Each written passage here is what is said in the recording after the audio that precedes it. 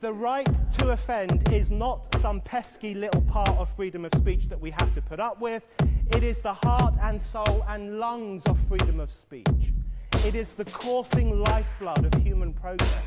It is the instigator of liberty and modernity and science and understanding. What a laughing stock today's student leaders are, that they can so casually dismiss the right to be offensive without realizing that their lovely, enlightened lives are the gift of individuals who gave offense. Offensiveness is not just something we have to begrudgingly accept. Offensiveness is the motor of human progress. Now broadcasting from the Right to Offend Media Studios in sunny South Florida, bringing you the latest in politics, current events, art, and pop culture. This is the Whitfield Report Live with Sam Whitfield. But giving offense is good. In fact, it's essential.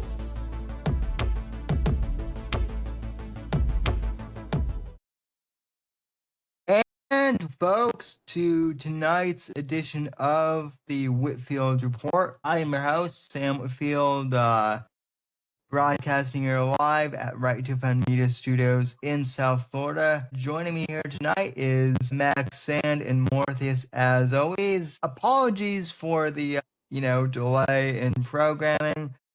I had to exercise demons from my router box, and more has to go to the moon sometimes, and I have to go fight demons. You have to talk to the machine spirits. Yeah, I had to go incense and some prayers to the God Emperor of mankind in order for the router to work. We all have to do that on occasion, right? Exactly. Yeah, it just so happened that it picked Showtime to, one offering, which is not very convenient. I keep telling them, you can do it the day before, you can do it the day after, but don't. You can't tell them what to do. You just have to try and appease them. Well, that was my mistake. You have to put the incense and the offering on the altar in front of the router, and you have to go, turn it off and on again. You have to put the fries in the bag. Yeah, it was a whole. My wife's looking at me, but let me tell you something. That's what boomers think I'm doing, right? Is they think I'm doing some arcane fucking ritual on their computer, and it's like, so I might as well come up with some Gregorian chants for it, like like, have you tried using the other browser besides Chrome? Yeah, and then when you do fix it, they think you're like Jesus. They think you're like Jesus or one of the apostles or something like that. It's amazing. It's amazing. You go from like mere mortal to like superhero status just because you help them with their emails. Holy Spirit, stop downloading porn. Amen. This is the magic you deal with boomers, right? You have to because they don't understand technology so good, Stop clicking links. Oh my God. Well, stop clicking links in emails just because it looks like fucking Netflix or Comcast. It's a phishing site. Please stop. Please stop. Well, also, stop putting your routers in closets too, guys. This is another thing, right? Because, router boxes, they are computers, and so they do need, space to, vent. They need to breathe. Yeah, they need to breathe. And this is why Hillary Clinton, not being a complete tech boomer, put hers in the bathroom. What? Well, there's that. Well, she needed quick access. She also took cameras to do that. She's like, I know which room in my house has the proper ventilation for my fucking server. It's my bathroom, because you don't want to be smelling Hillary's bathroom, let me tell you. Oh God! I don't want to smell anything of Hillary's. Yeah, it smells like brimstone and sulfur, Sam. Yeah, I don't want to know what her bathroom looks like, or Bill's for that matter. Because they use separate bathrooms. Well, I mean, they have They have to, right? I mean, where else is Bill gonna keep his, X-rated DVD collection? Also, Right like, next to Hillary server room. have you seen him lately with his full-blown AIDS? He needs space to, like, have all of his equipment that keeps him alive. It's really hard to be alive without a soul. Yeah, well, I mean, Trump's in power, so they can't get their adrenochrome. Remember that time that he killed a guy, Bill Clinton? Yeah. Which guy? Which one? That's the question. I got a top 10 list, Sam. This one's gonna maybe cause me some. It's the top 10 people that pissed my wife off, causing her to rant. Yeah, well, let's do that while I'm getting tonight's Hashtag Max story Sand up. rant. Yeah, let's cue that up. Tonight's top 10, brought to you by Mr. Max Sand. Take it away. All right, tonight you can hear me. Yes, I did this so that we can have maybe a back and forth type reaction. And she's here, and I want to see what she thinks of this list. This list was written by laid off USAID workers. Laid off USAID workers. And this is the top 10 people that pissed my wife Maxine off enough to rant. You guys ready? Yeah. Number 10, Pissy Chrissy. Come on. Nah, you bullied the shit out of her. We all heard. Dude, come on. All right. Maybe that's a little too personal. Number 9, Whoopi Goldberg. Yeah. Yeah, that one's legit. Because you used to really like her in her movies. And, like, the thing about her movies, they were always known for being, like, anti-racist, right? So it's definitely weird to see her as a racist like she is now, right? Yeah, I think that's why a lot of people don't like her.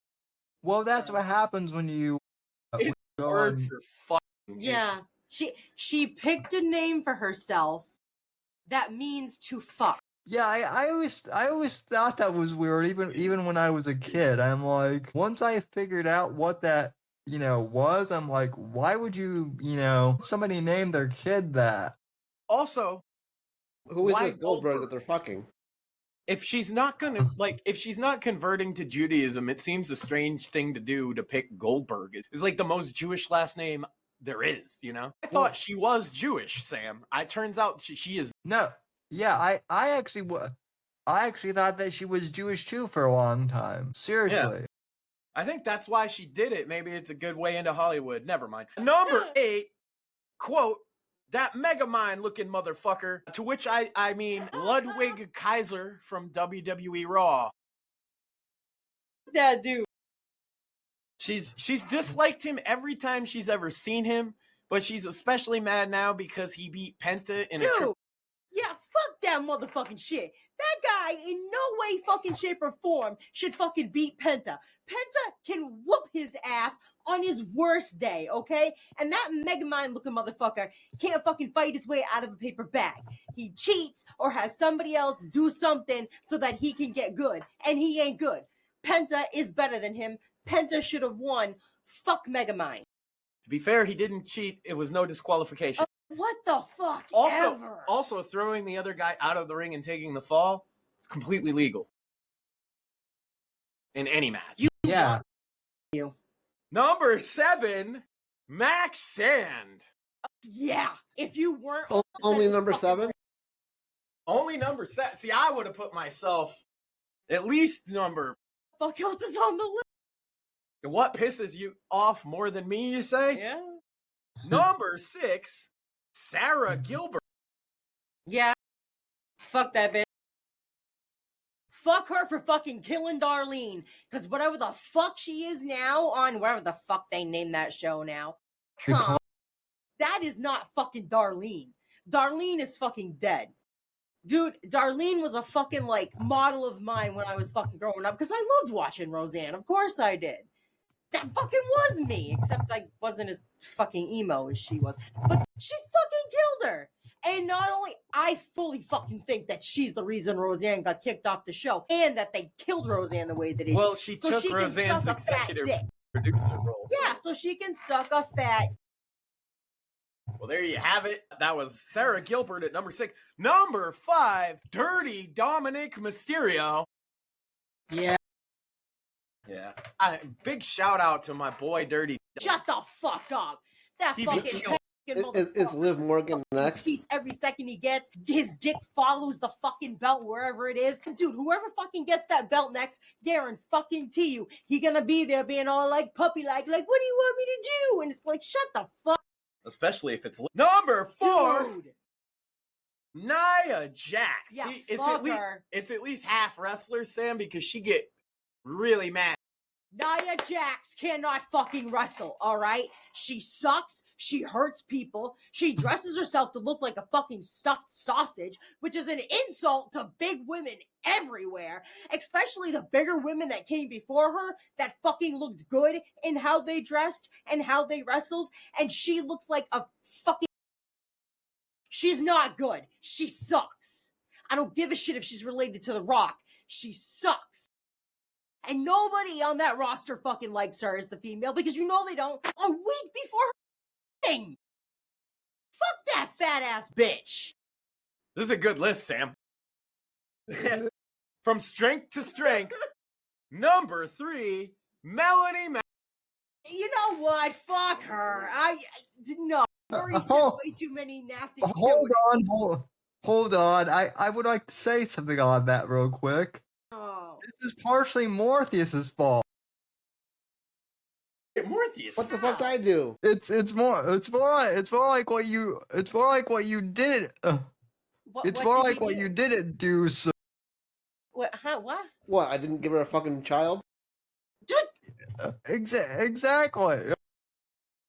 I knew exactly where Sam was going with that. Let's move on. Number 2, because yeah, there's 2 she doesn't like more than Melanie Mac by this list's estimation. Number 2, I'm going to try and get this correct, Sam. It's Cynthia Erivo, star of the new upcoming Wicked. Her. Wait. No, you want to know what this fucking black, bald fucking bitch is? Oh, you're trying to erase me by making me green. You're fucking Elphaba, you dumb ass bitch.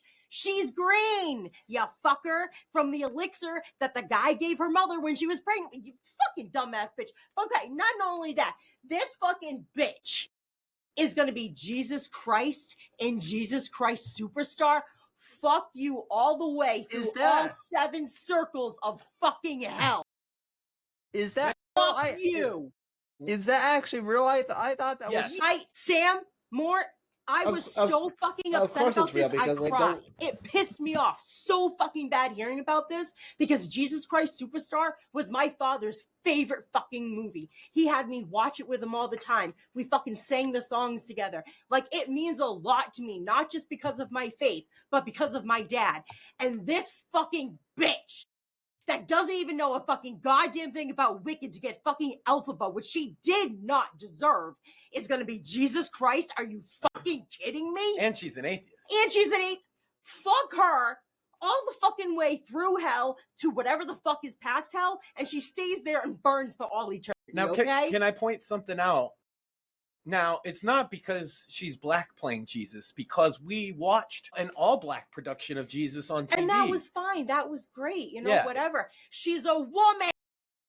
Yeah. Point blank. And she doesn't... And supposedly she's not going to take on any of her piercings or anything. So Right. seriously, she can fuck herself. Which I'm sure she already does. Or Ariana does it for her. Because apparently they're dating. Gross. Hold on, can I get? That was a great rant and deserves a round of applause. But that's number 2, Sam. There's one more. We're going to run it back. Top 10 people that piss my wife Maxine off enough to rant. Number 10, Pissy Chrissy. Number 9, Whoopi Goldberg. Number 8, that Megamind looking motherfucker Ludwig Kaiser.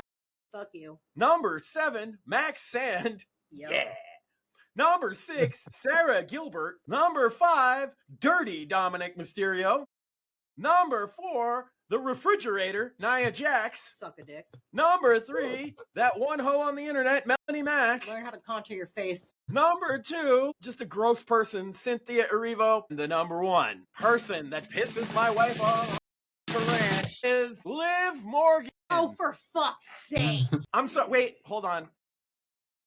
3-time Shut women's tag shut team the champion fuck. and That 4-time was- That was such motherfucking goddamn bullshit.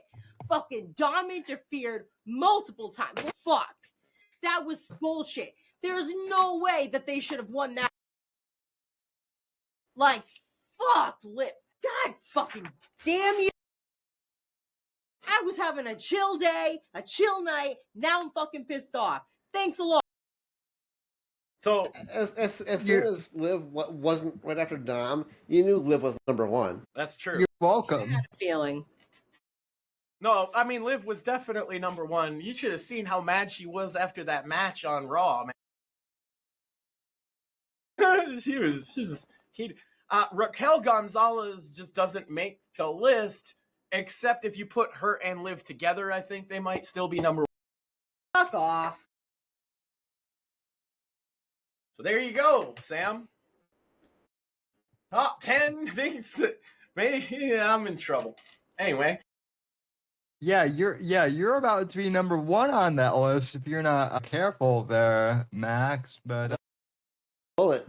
I was trying to make myself jump up a few spots, you know. anyway, I think putting Liv Morgan number 1 above the Jesus Christ imposter, I think that's a little harsh. But It's been a longer term problem. She's been mad about Liv Morgan for almost a year. Yeah. Only a year? Well, she didn't like to be fair, Liv Morgan was a babyface before that. Yes. And you know who she hated in the place of her? Rhea Ripley, who's now her favorite. She's the goth girl I aspire. Right. So you can move up and down the list a little. Liv Morgan? I don't know. I don't think Liv is cut out to be a babyface considering her run as. I will say that. Hold on, I gotta switch the thing if you want to be heard. Hold on. I mean. All right, I will say this. As far as watching it as like the viewer, the fucking hate Liv Morgan. Suck a fat dick. Probably already does. Thought it was hilarious when she got fucking smashed upside the head and thought it was bleeding. I was concerned for her. I'm very glad to know that she was okay. I was genuinely concerned like that. And that's taking it to as the viewer that realizes that this is a work, that this is entertainment and stuff like that. Liv Morgan is very gifted and talented to be a heel. She is fucking good. And I think they should keep her as a heel. I think that would be the best thing for her and maybe just kind of evolve it to the mean girl that she is. But I think that is the perfect track for her. She's so good at it. She really is. Like, she's the perfect mean girl. Because there's always going to be people that love her because some of the things that she does, they're going to be like, oh, it's not that bad. And then there's people like me where it's like, you're fucking poser, fuck you, I hate you, shit like that. She's good. She needs to be a heel for a long time. She can't be a babyface again. I kind of feel the same thing with Alexa Bliss. Her coming back, I don't know. It's like fence with me, with her. She can't. Alexa can't ever be. You think that being with them, she definitely will be babyface. Even if she doesn't. You know what? Yeah, she should be babyface. Even if she doesn't hook up with the Wyatt family stuff, I don't think that people will boo her ever again. It's Alexa Bliss. But that's just that's my take.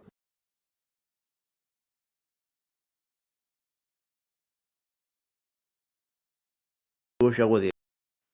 Well, she has what all these wrestling podcasters are looking for, which is like the normie opinion on it. Right. And then none of them have it. I'll be watching these British guys and they're all like, they hate everything that we like.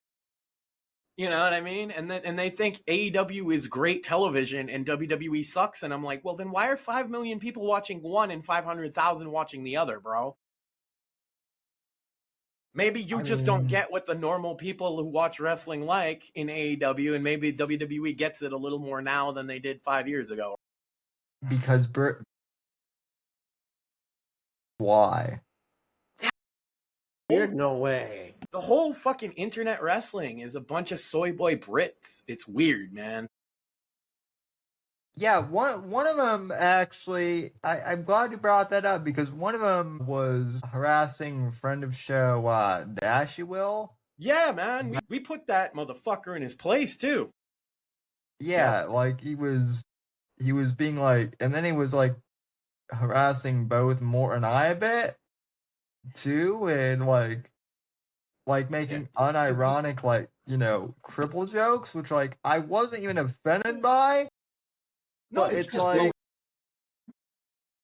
if you're gonna make fun of me, don't go after the low hanging. He had lame cripple jokes, Sam. His sense of humor is what was crippled. Yeah. Facts. Not you. It was his sense of humor. Anyway, yeah, he went after. He said Nash has to have opinions because he's black. Fuck you, bro. Dude. Oh yeah, you're gonna tell black people they have to have an opinion.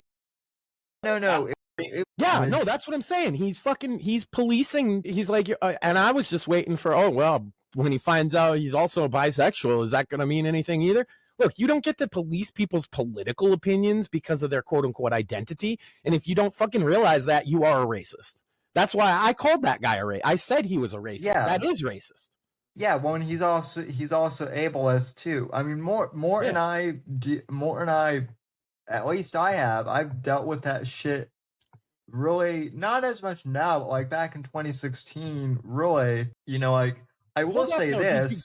I deal with it every time that I don't go along with the collectivist gamer opinion. I was gonna say, did either of you guys get this before like 2016, or even I want to say 2014, like the rise of woke when it kind of first started? Did you get it ever before that?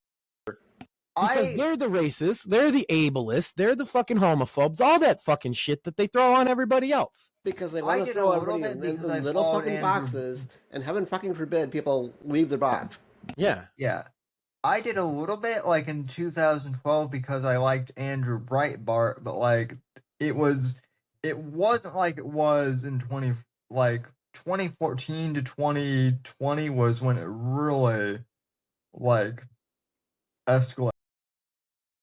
Like I remember growing up, we had wheelchair kids, you guys have even mentioned, you Sam mentioned in the Scouts, like they're not going to leave you behind and stuff. We had a guy like that too, of course. So like the mentality, the whole mindset of how you deal with somebody in a wheelchair has fundamentally changed in the last 10 years.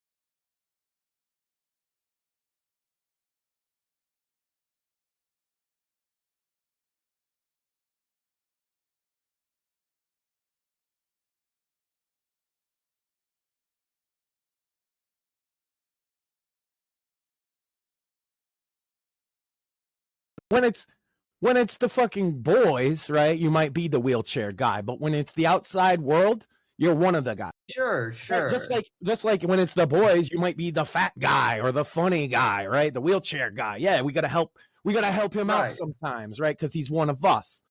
Versus their mentality, which is like basically that you're stupid. I've seen them talk to you guys like you're stupid.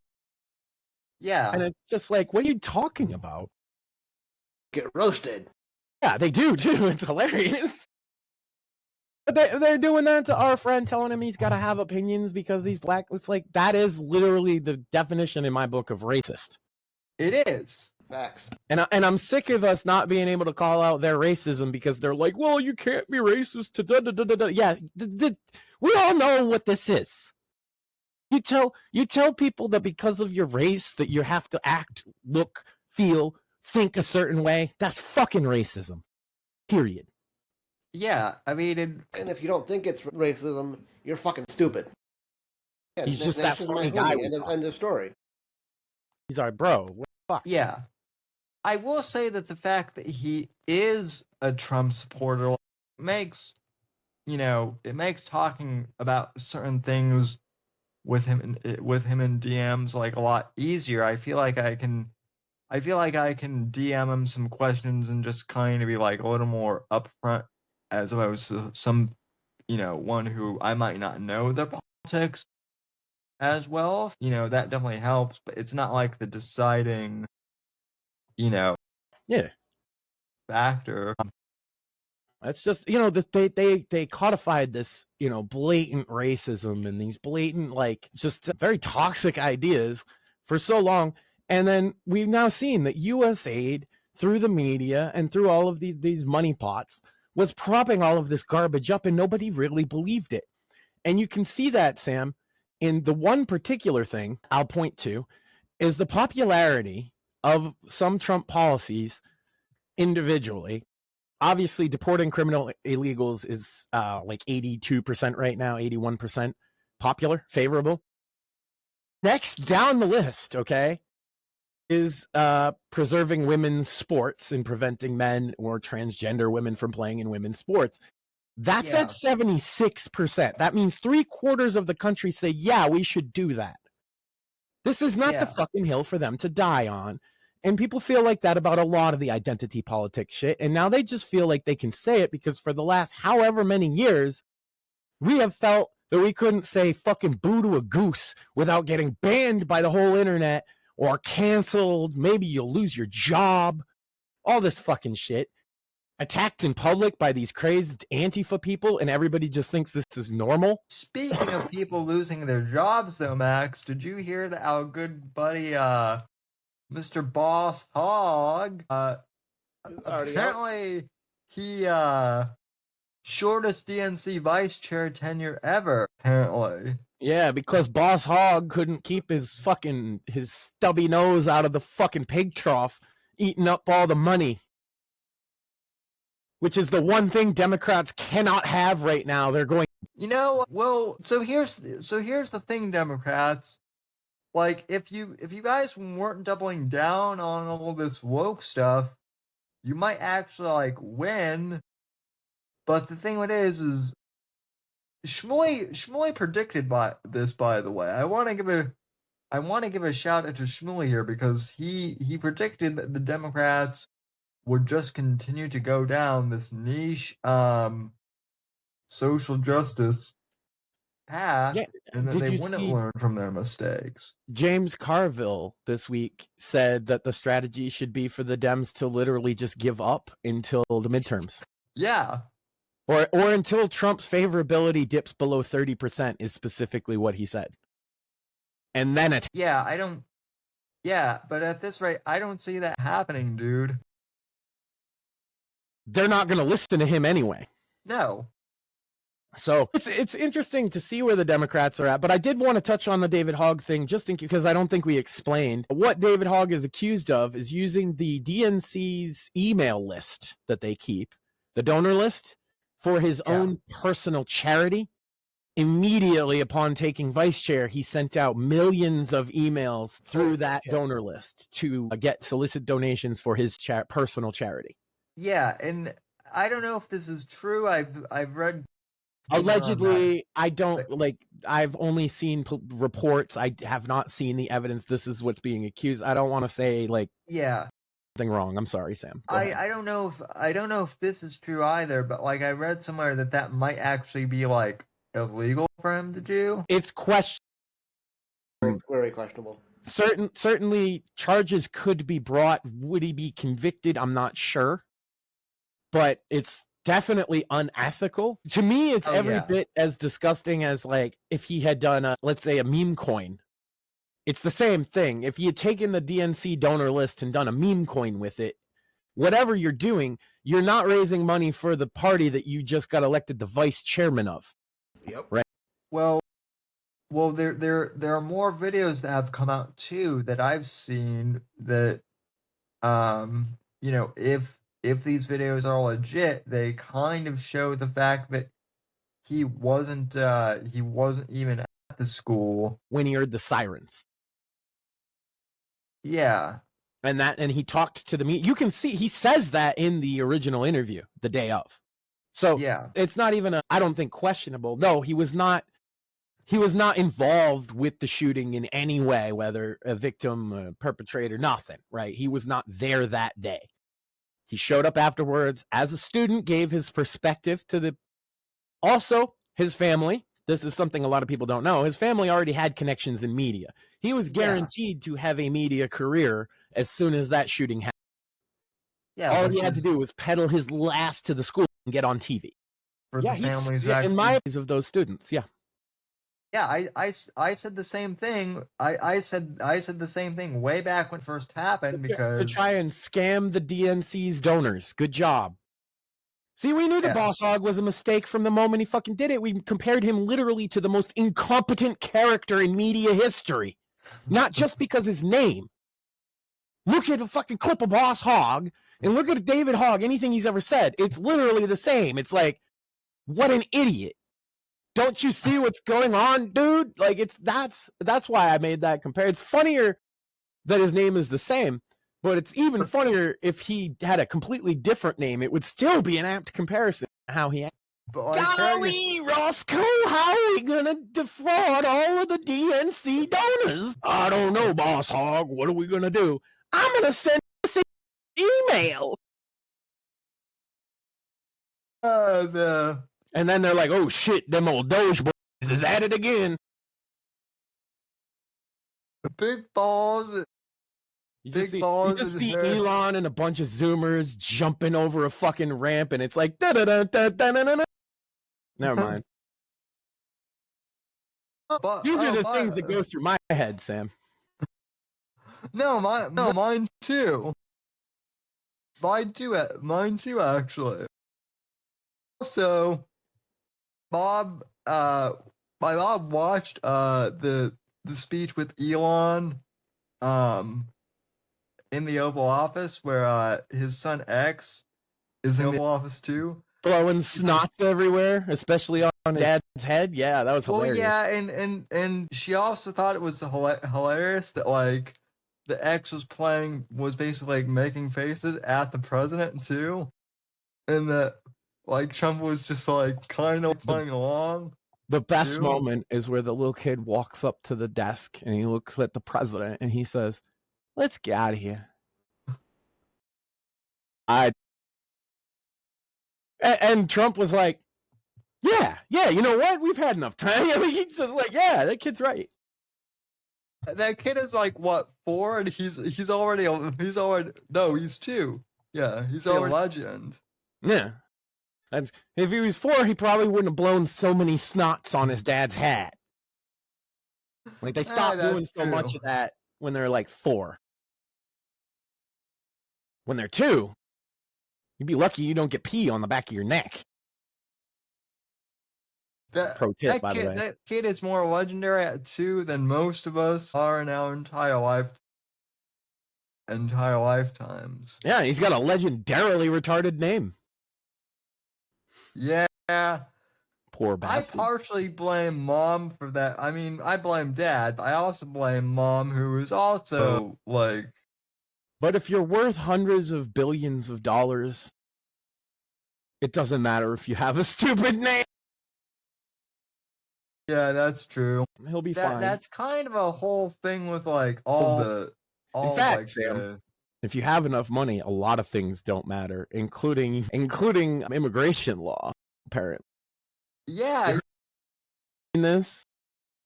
Yeah, I actually did see that, that's one of the things I actually wanted to discuss on tonight's show, and that's actually the title of our episode. I know. I saw a perfect segue, and I just had to fucking go for it. So, apparently,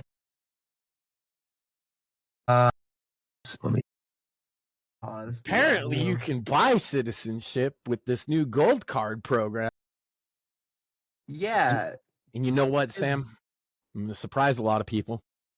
I think it's fucking great. Super idea. Well, like, look at the left's idea. Mass import the poorest people on earth. Counter? How about we minor import the richest people? Yeah.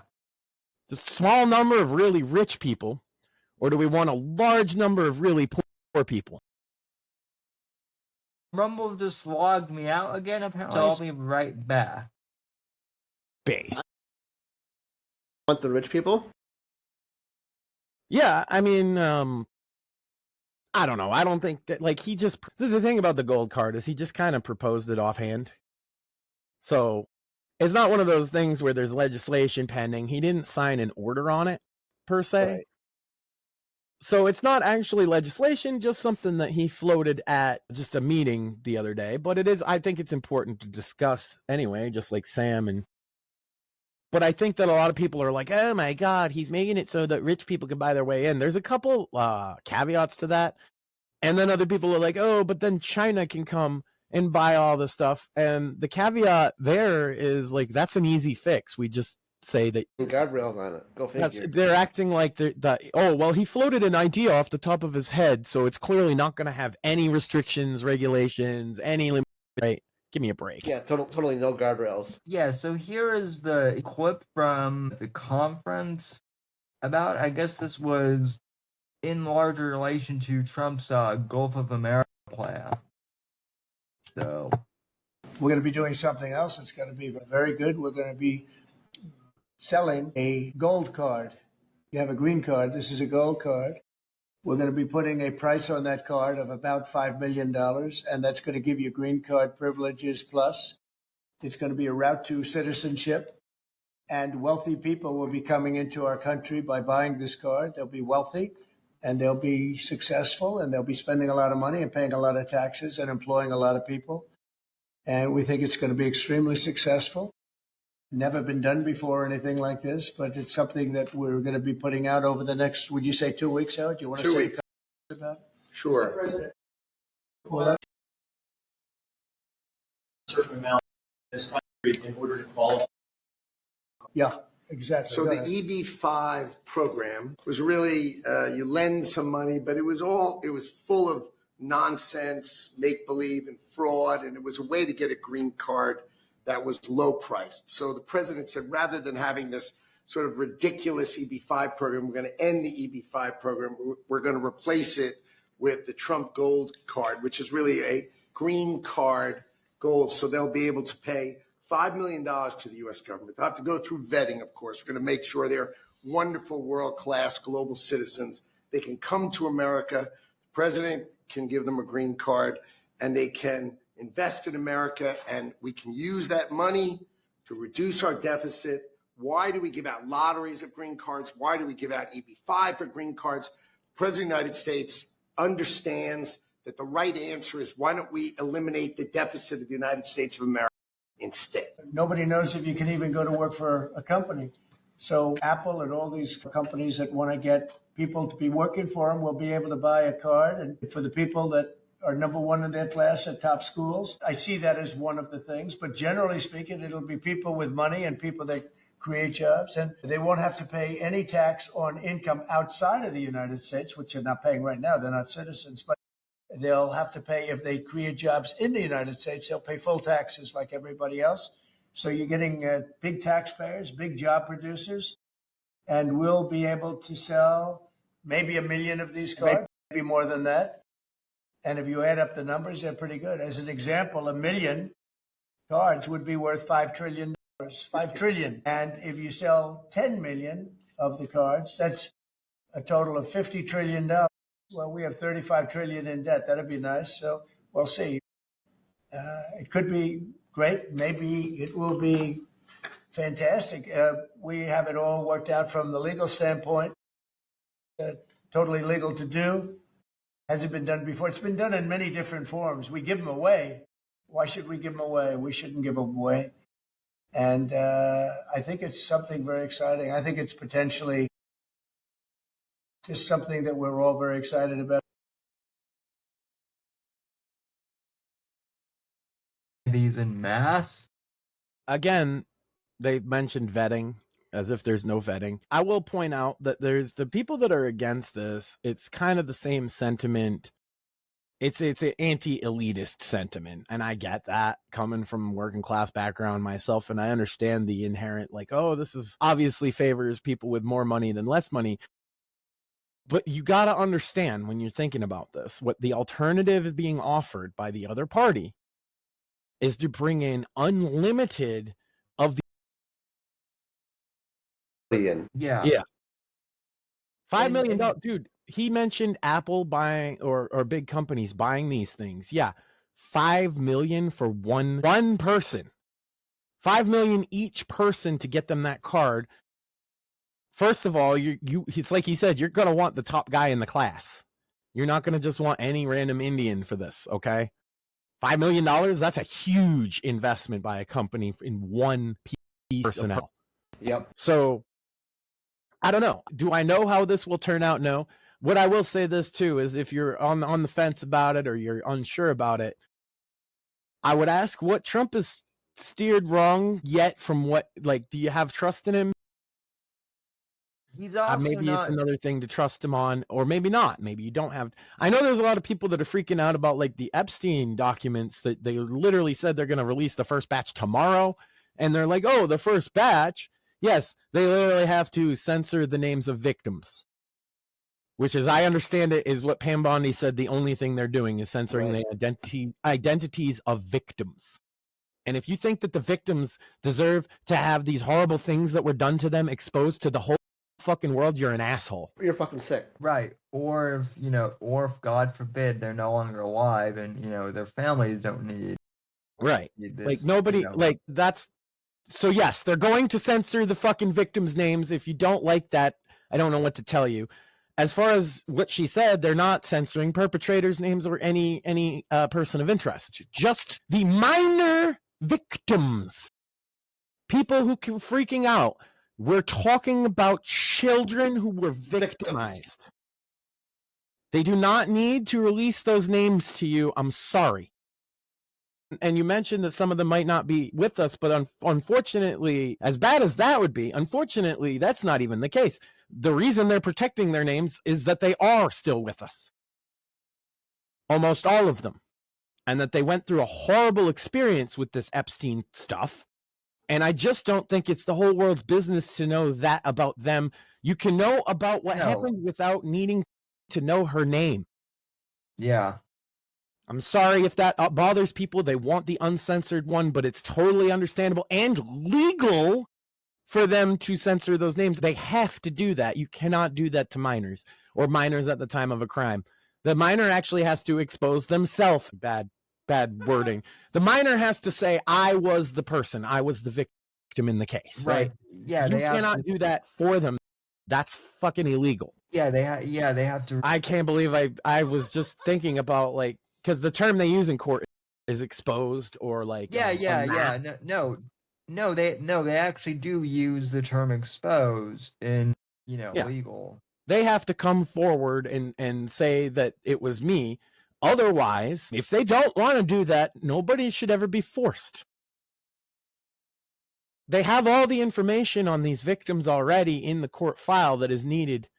They don't need them to publicly say this is me, because there's no one to charge. At least in the case of Epstein, you can't charge him. Now, people will ask, why aren't they going after the clients? That's an interesting fucking question. I would suggest that we wait to see what these documents say and who's listed in them before we decide what to do. I mean, they go after John on the street, no? I agree, and I do think these people should be gone at, but I want to wait to see what's in there. Right, and I also want to see how people are involved too, because maybe people are already ready to have Trump and Pam Bondi's balls over this because they said they're not putting the whole thing out right immediately. Well, right. I also want to point out, though, this was something that a friend of the show, FX Reagan, one of the authors who I am in contact with, this is something he mentioned. If someone's name is in the book, they may be involved, but that doesn't necessarily mean that they were all on the island necessarily molesting kids. This is a multi thing where someone could have just been like laundering money, Epstein, or So there was a leak a few years ago of a black book that was Epstein's. Yeah. If you remember, Jesse from Pod Awful called some of the number, right? I do. And one of them was just a limo driver in New York City. Now, he got uncomfortable and ended the call and said he didn't know the guy, but we know for a fact he knew the guy. We know for a fact he was the limo driver. Yeah. Which is why he was listed in there twice. Does being the limo driver mean he was a witness to something? Not necessarily. Does it make him a person of interest they should talk to? Perhaps. Does it make him a criminal to have been listed in that book? No. Right. And that's what I mean by I want to wait. But like, I do think that there are going to be some big name people on that list who have done things. And if they don't get held to account for it, then I will start being a little upset with Pam Bondi. Oh, sure, for sure. But I'm all for, like, let's have some patience. We never thought we were getting any Epstein list at all. And I don't know why people get so fucking greedy and so fucking short-sighted. Yeah.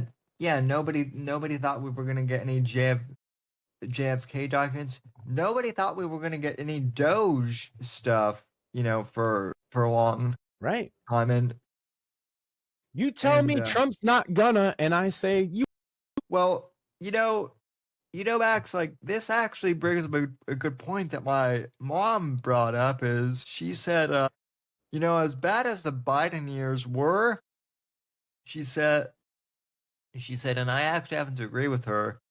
She said, I think that Trump getting the election stolen from him might have actually been a good thing, because I don't think there would have been, this is her speaking, she said, I don't think there would have been as much of a fire to expose the corruption from Trump as there has been this term. Which is exactly what me and Shmuley, right after November 5th, 2020, had the same conversation where we said maybe this is actually better for us if we can hold out. We said the next 4 years are going to be rough. I like that Biden talked about the darkest winter for that. Remember?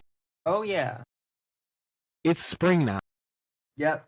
The darkest winter was just his administration. He didn't just mean that one winter. It was the whole thing.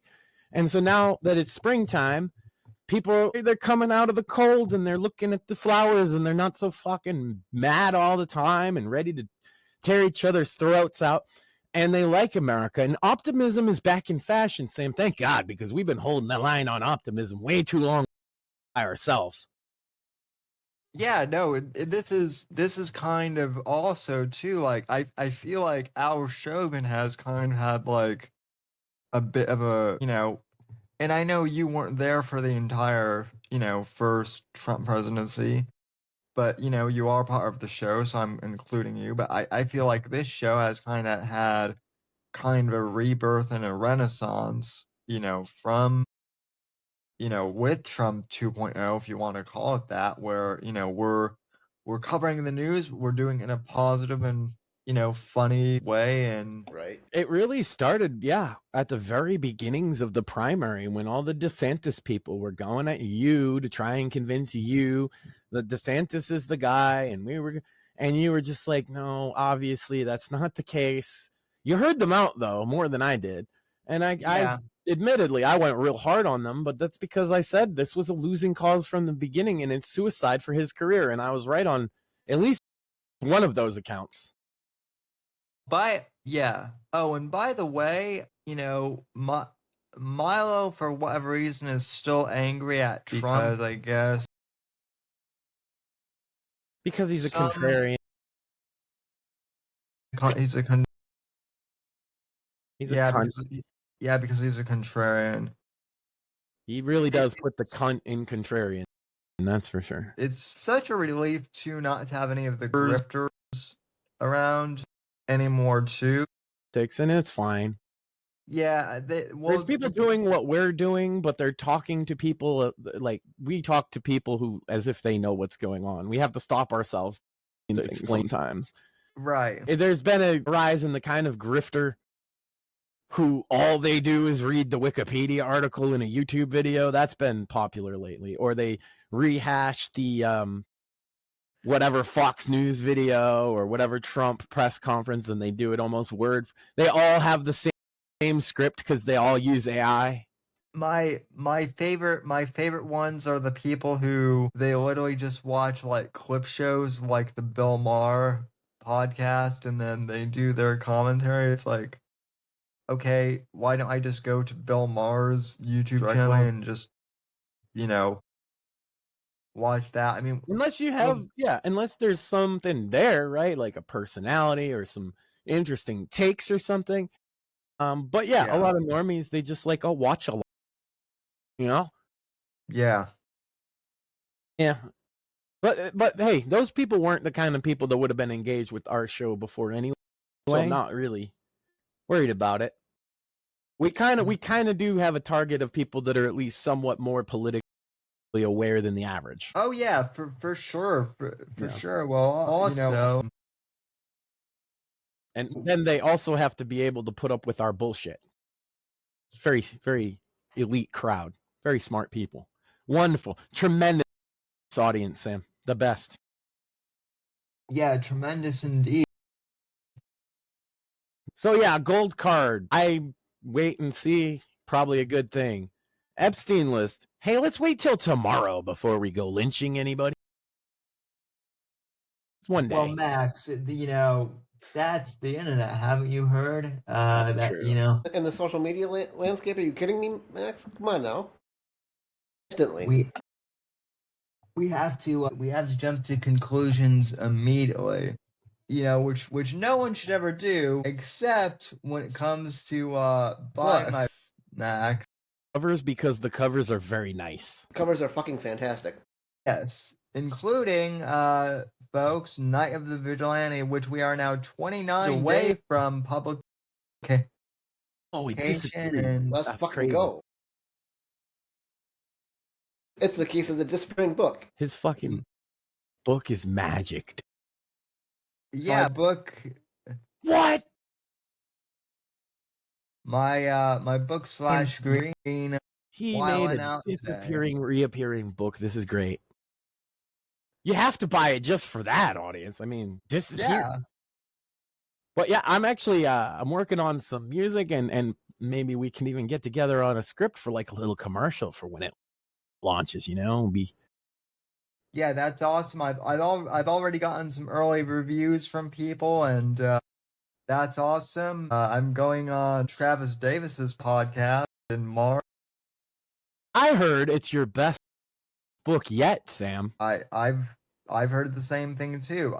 I'd like to think it is, and this is only one of the books that I've written this year. I've got Since the Assassin John Ryder Makes a Return summer in this, so that'll be fascinating, especially since the future of James Bond is up in the air, although it has been. I did a show on that on Monday, and really, yeah, for anybody that didn't hear, what's the deal with that? I know, but I want, since if they missed Monday, go check it out. But what's the short version, Sam? What's up with the James Bond license? Are worried about.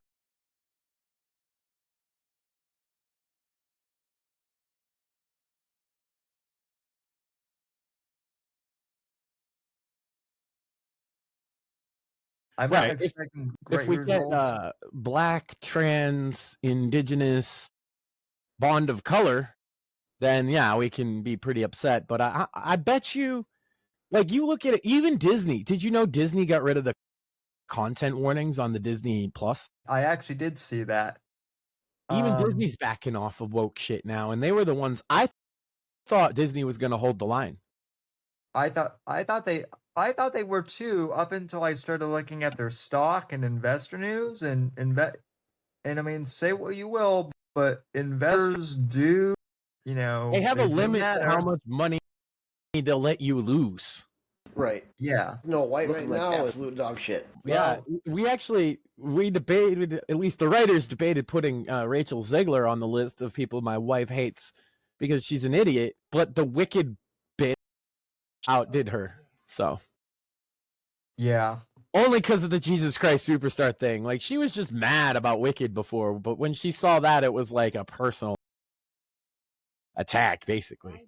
No, and I can actually kind of understand, because I mean, like, I loved Jesus Christ Superstar as a kid too, and for me, it wasn't even like I've seen black. I actually know black people who are like really upset by this because you like if you've ever been like in a black Baptist church, they are on fire. Yeah, they're very, Lord, and very so faithful. That's what I'm they- saying is a lot of black Christians are offended because she's an atheist and she's mocking it. That's just it. So no, it's not. It's When are not they a gonna mo- racism when- thing. It's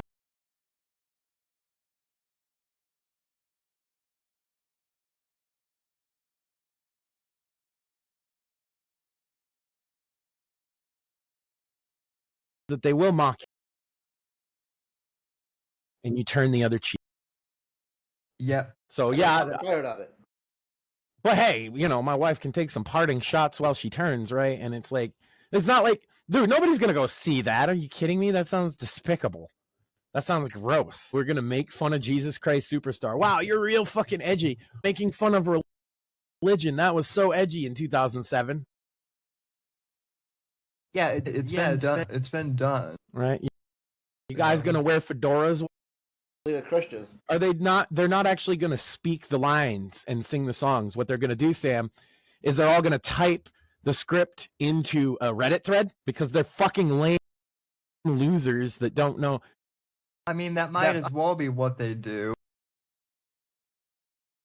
It's amazing. Hey, and I don't want to cancel the play. I want the play to go off. I want it to be seen. I want to get feedback on it. I want to hear what people think about it. You know what I mean? Since they're going to be putting Wicked out at the same time, this bitch is going to get double dipped. Angry mobs. Get laughed at, Max, and you know. No, they're not. Dude, she's fucking with two things that they're not laughing. One is women with Wicked. It's not funny to them that this is being ruined because it's the only movie that they've ever got. Right. Waiting for this maybe soon before that. Yeah, 2005. Now, there are recordings of Broadway shows you can watch, but it's not a film. This is the first time this play is being adapted to film, and they're going full fucking woke with it because Ariana Grande is the producer. Because of course. Because of course she is. Because I'm sure she's, you know, super veteran producer at what? Is she 22 years old or whatever the fuck? Anyway. She still looks 14. So for women who are into the women who are, I don't even got to touch that one, Sam. Women who are into theater, it's like super offensive to them that the first version that they're getting is like subvert material, right? Exactly. They're pissed. They're pissed. And then 31. But the other thing is that they wanted it. They don't care. They're willing to see it out, or they were until this bitch went online. Somebody made a version, they altered the poster to look like the original Broadway poster of Wicked, and she got mad, and she said it was racist, and anybody doing that is erasing her existence and all this shit. That's the first thing that pissed my wife off, and that's what I mean. You say, oh, she'll get laughed at. She'll get laughed at by people like us, but like the women that are actually into these musicals are not fucking laughing. They're pissed. It's like when they came for our games, boys. Get fucking pissed. Get angry. Do it. Yeah, they're gonna fuck your shit up, and at least you still got the original. In the case of Jesus Christ Superstar, you do have a film, and you could just go back to the film and ignore it. But when the only film, it's kind of like, as a Warhammer fan, I can relate that they were gonna make a show, and they're gonna like make female custodes because they can't do female space marines, but they think they can do custodes. But I disagree. But anyway, the first thing we were going to get made professionally of the IP that we like, they're going to fuck it up. We were worried about that. Same as I would say to some degree they did with The Witcher, right? They got a Witcher on the screen in they English. definitely fucked it up. And they fucked it up. And they drove him away. And they openly mocked the source material. So, you know, and both Wicked and Jesus Christ Superstar have every intention of mocking the source material. Because of course they do. Oh yeah, Because of course they do. Because they hate you. Amazon does with that for a few reasons. Right, because they already took them from you. When's the last good Bond film, Sam? Probably the last good one was in 2000. I did not see Skyfall. I was not impressed by what was it, Casino Royale, and I don't think I've seen any with that guy in it besides that. Yeah, Casino Royale. Casino Royale was his first, and then to me, the best Bond film that I remember, the last good one I remember, was not GoldenEye, but which is actually one of my favorites. It's like great Bond film in my opinion. I would so yeah, it's been close to like 30 years. Then I mean, you're not gonna get another Pierce, right? Well, no, you're not. I think. And if you know, with Roger Moore and Connery, like you look at all the Bonds that there have been, they didn't just go and try to recreate the same guy, but it seems like with Daniel Craig, they've been trying to recreate one. Yes. And that's why he comes off as because he's Bond. not. And then just my 2 cents though. I bet Bond people are like, well, you don't know what you're fucking talking about. No, I mean I think Bond doesn't need to be the same person. I think that's what they go with. You look at Connery and his delivery and the way, like, he has nuances that none of the other Bonds have. They didn't carry that over because they couldn't do it the way that Connery could. Same with Roger Moore. Same with Pierce Brosnan. Same with all of them. Well, I mean, if Henry Cavill got his turn, I think that would be interesting. But I think he's dead set on making something with giant fucking Space Marines at this point. I mean, hey, I would be. I'm good with it, and even though I don't know the property, I have faith in Henry that he's not going to fuck it up. Well, see, 40K. Here's the thing: since you guys don't know 40K well, I'll give you a primer, but they can't fuck with it as much as they can fuck with other things because it gives them, on one hand, everything is canon, and the reason for that is it's all based on a board game, right? And so the idea was we're having these big wars in the fiction and you're recreating those wars. And so your battle that you had really did happen. Right. And so like, but so did everybody else's because it's like this vast universe. And the other thing is you're only seeing everything from the human perspective. They don't know everything and people lie and all of that kind of stuff. So the 40K lore is there's things that can bend and then there's things that can't bend. One of the things that can't bend is female. And Custodes. The reason they picked Custodes is because it's not as specific about that as Space Marines, but it's, you're right, you're correct. But Space Marines is like, it's listed in like how they're created. Whereas Custodes, we assume they make them the same way. So the same rules would apply, but it doesn't say it outright. That's why they were going to do that. They looked for a loophole.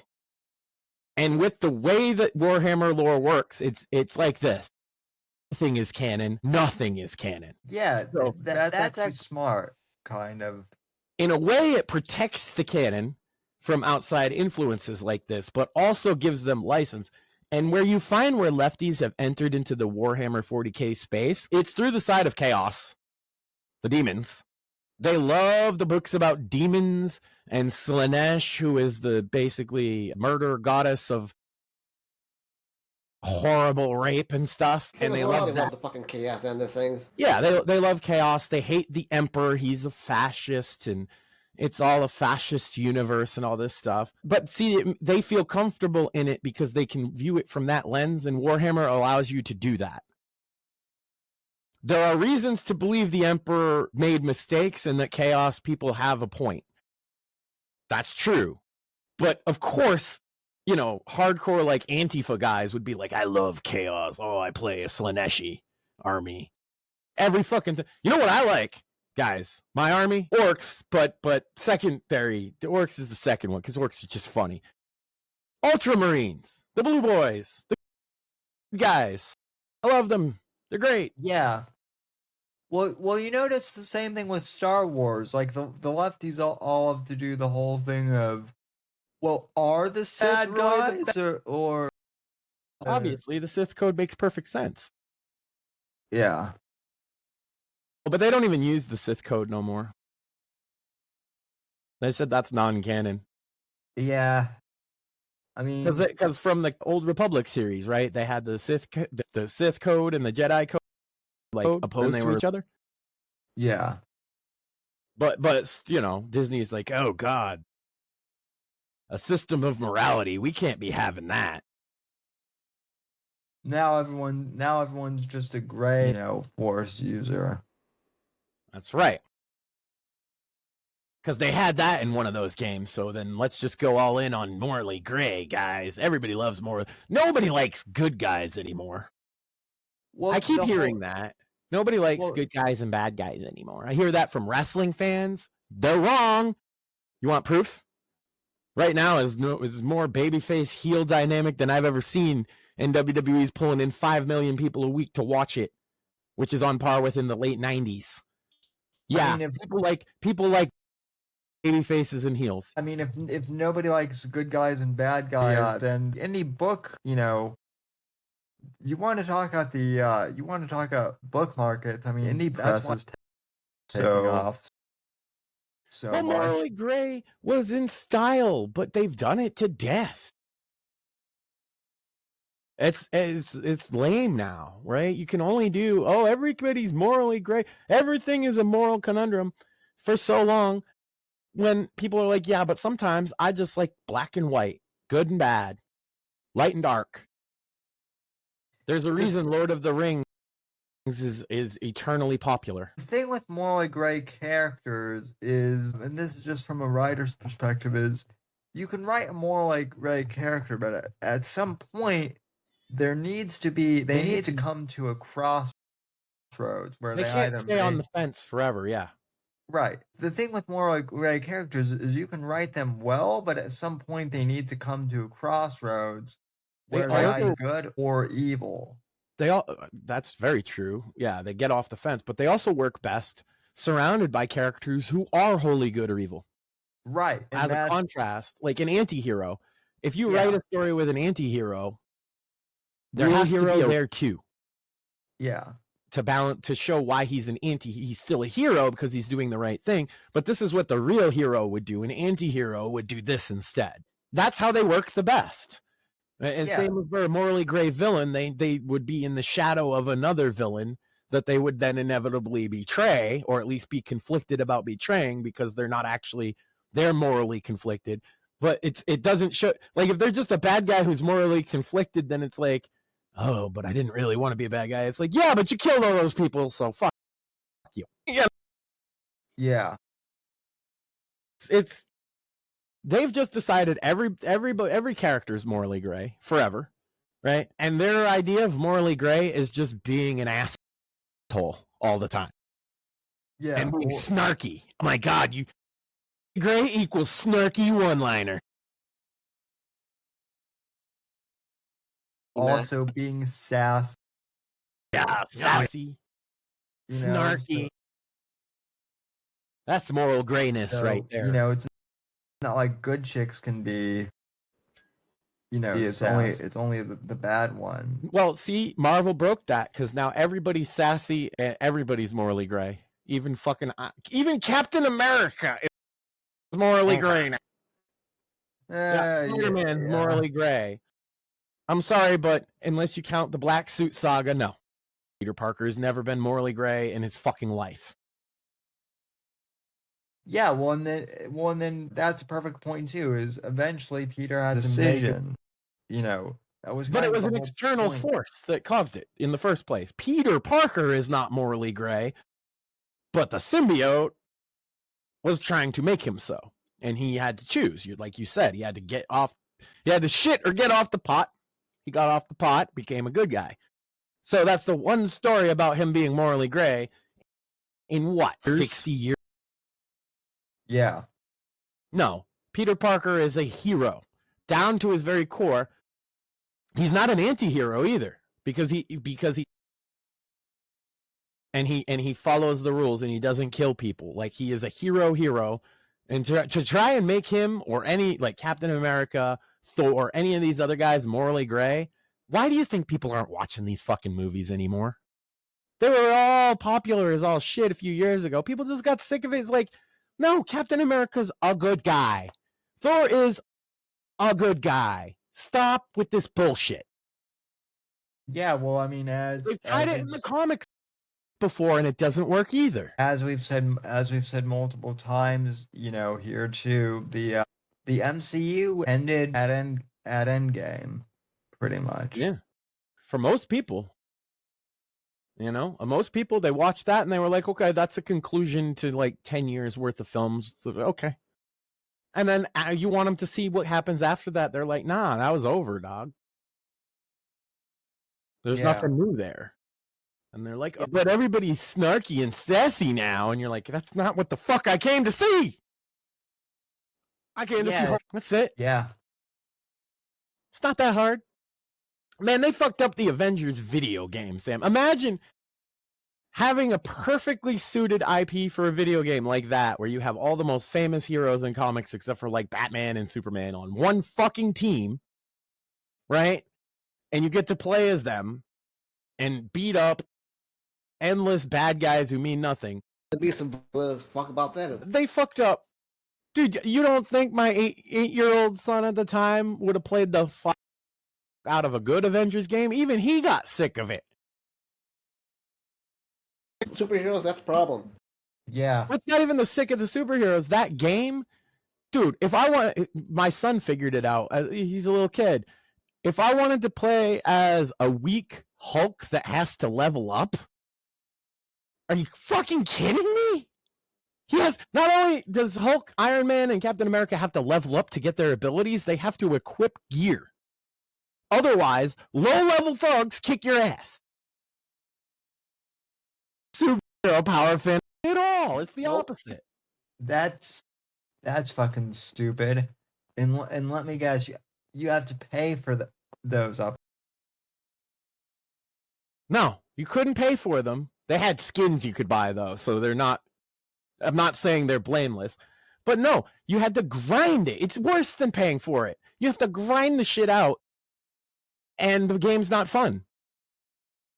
Yeah, so they did what they did with Gotham Knights then, where they made grinder. I would say it's grindier than that, and the combat is better, but not by much.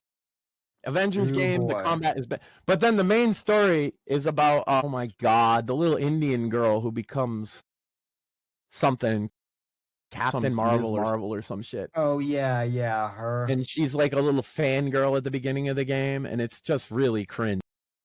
It was one of the worst fucking stories I've played in a game ever.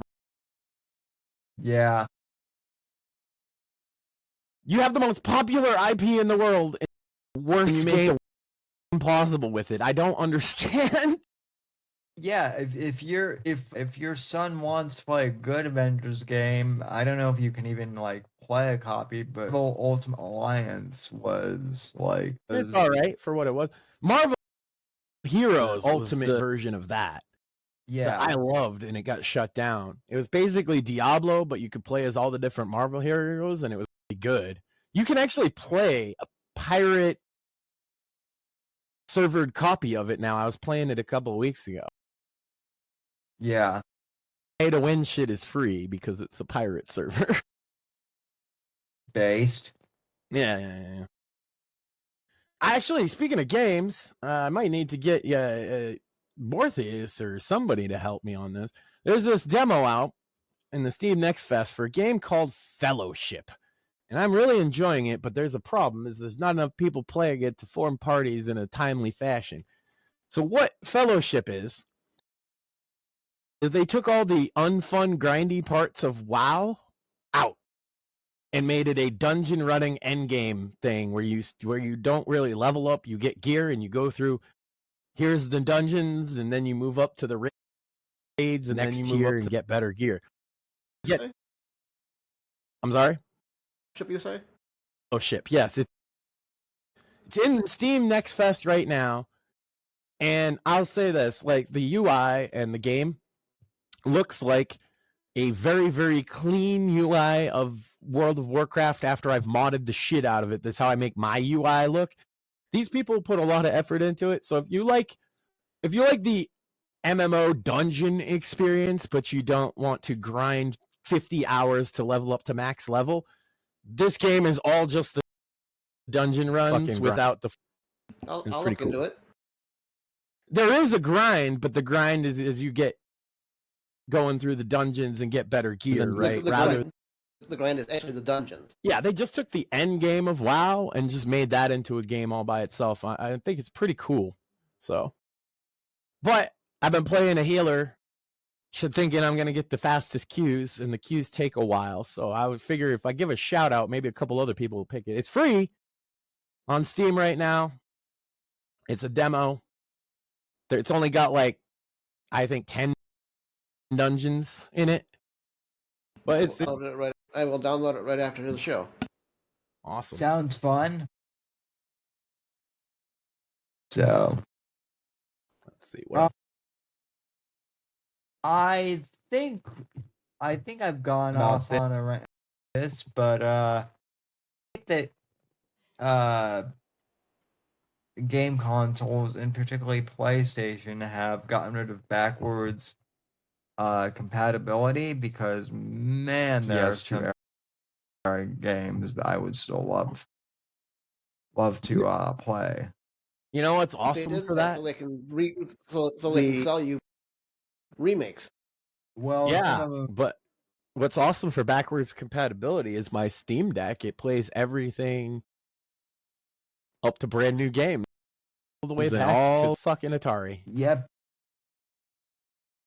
Of course, my computer, but Steam Deck sounds better. I've been looking at getting a Steam Deck. Steam Deck is portable. Yeah. So. Well, and it's actually a console, so technically it's a gaming PC, but whatever. Yeah, my Steam Deck, because I was talking about it. Oh, quit this. I was gonna pop up a PS2 game just to flex on you, but I don't have it with me. It runs PS3 games pretty baller too, actually. You know, someone was asking at I was actually talking to someone about this. No one believes me when I say that EA actually used to do Bond games. Yeah, dude. Oh my, Nightfire. God, on Xbox. Yeah, one of my favorite games of all time. And it had a real good Bond theme song too. That night. Go Google it up, ladies and gentlemen. It's a banger of a Bond song. The Nightfire theme song. It's only from the game. Yeah. And then what was the other one? Agent Under Fire. There was the one where you From Russia with Love was actually pretty fun. That's the one I was thinking of. That was actually Sean Connery's last time, playing actually. And I mean they should really that's why I think video games should be preserved as an art form. Everyone keeps talking about books being as art, and movies, and gaming is in that same form of media, and they're the newest one.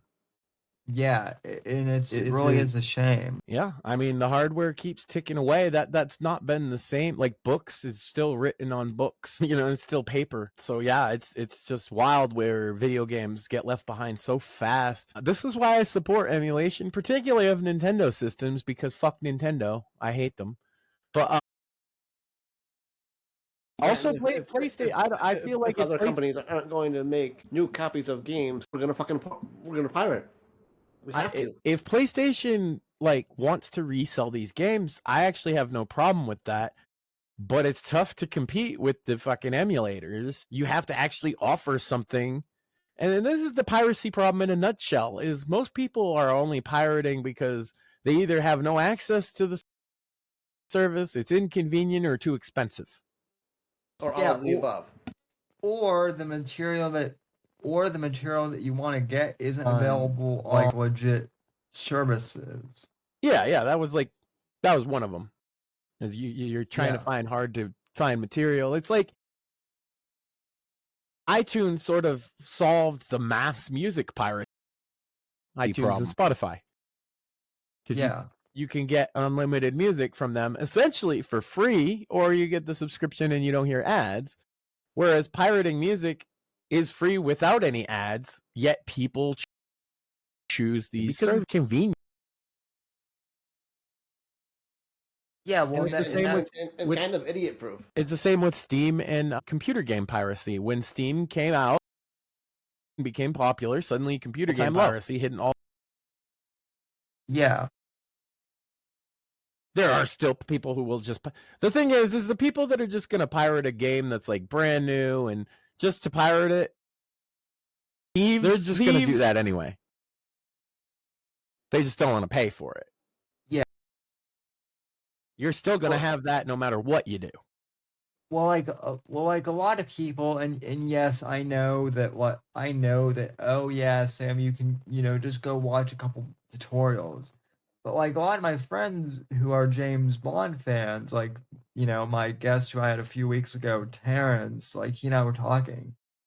He and I would both love to play the From Russia with Love game, but like, we don't want to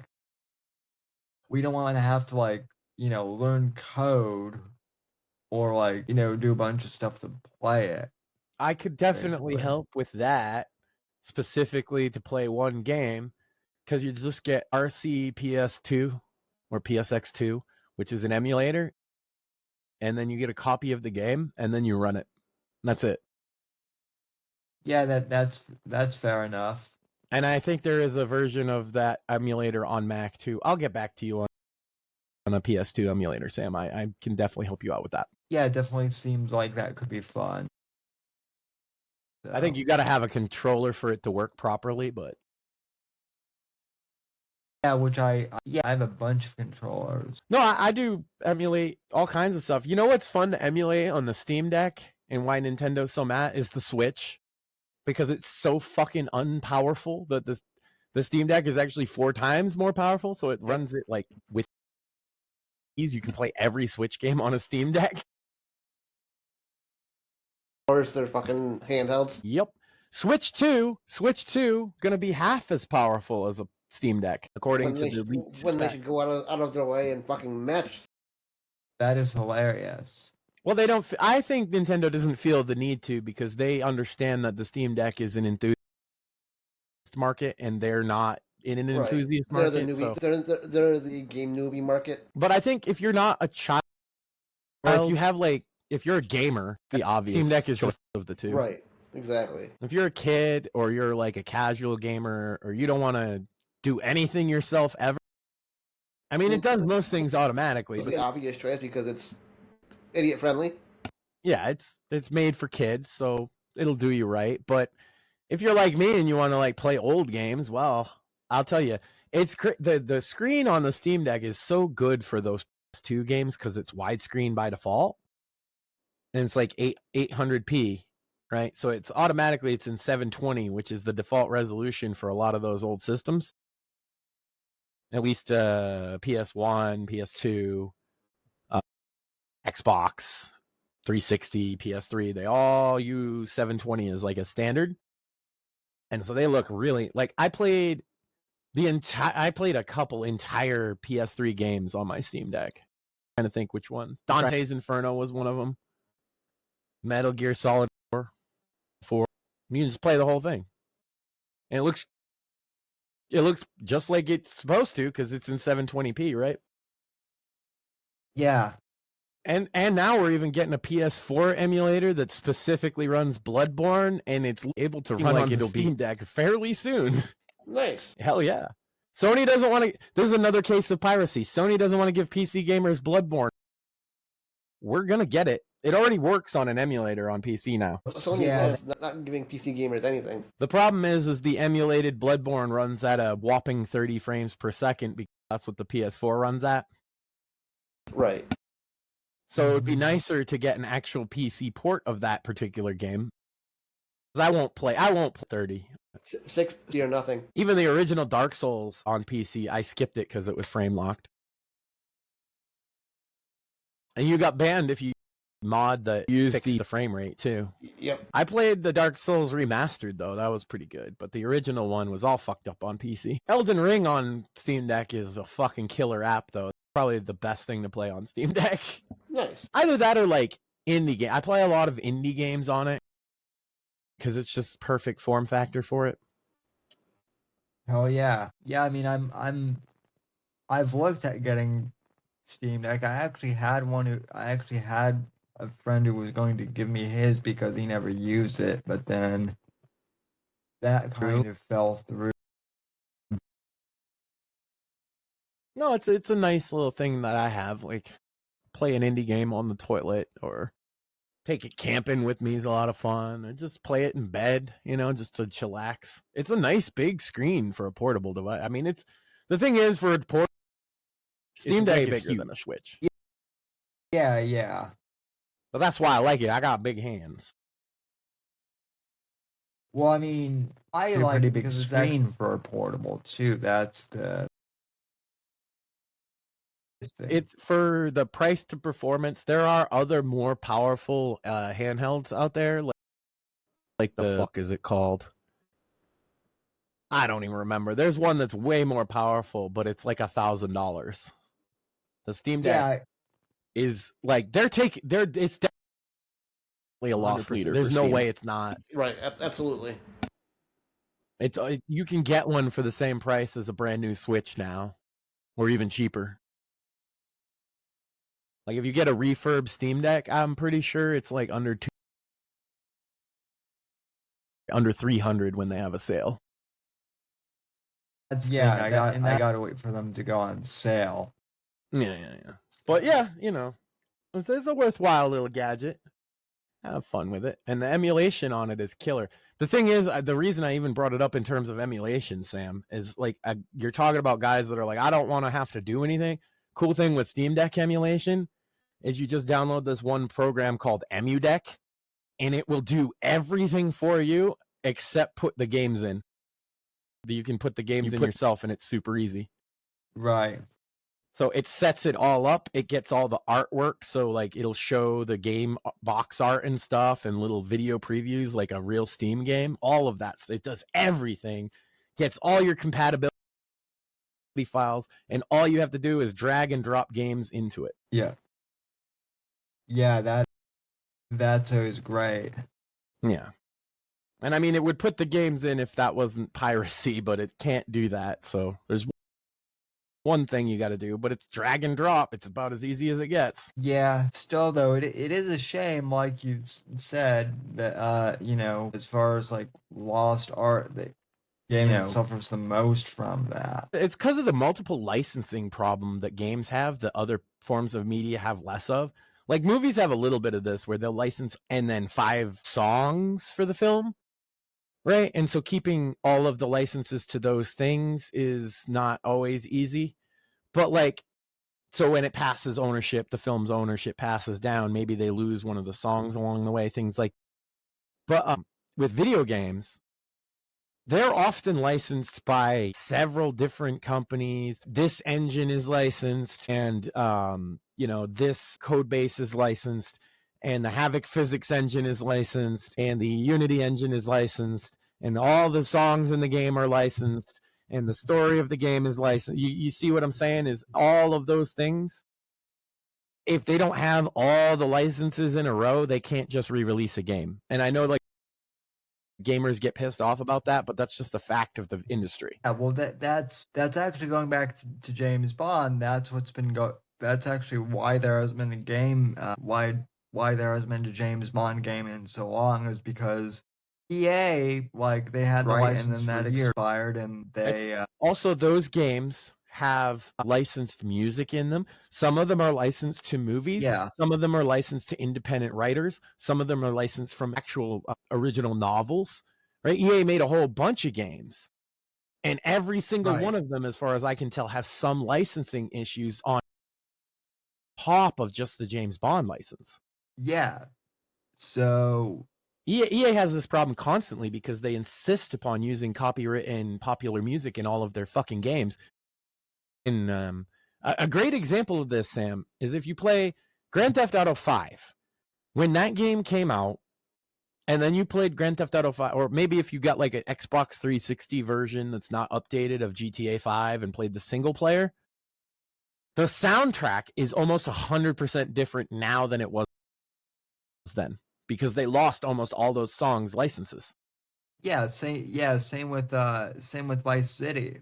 Vice City, you literally used to be able to like play Michael Thriller and Jackson's. other songs. Mhm. Now you can't.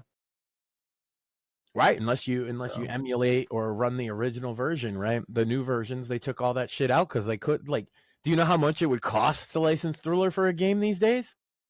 See, that's the difference too. And when they did a lot of that licensing, the licensing was cheap, is because they thought video games was a toy market. Yep. You see? And then all of a sudden in the 2000s, it became the largest media market in the world. They were like, and this is actually what happened. Fucking make money.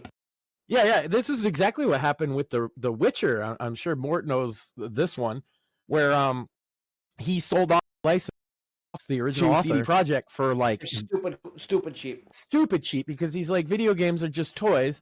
And then he came crying back to them, you guys owe me all this money, which they didn't, but they still gave him some money and let him consult on games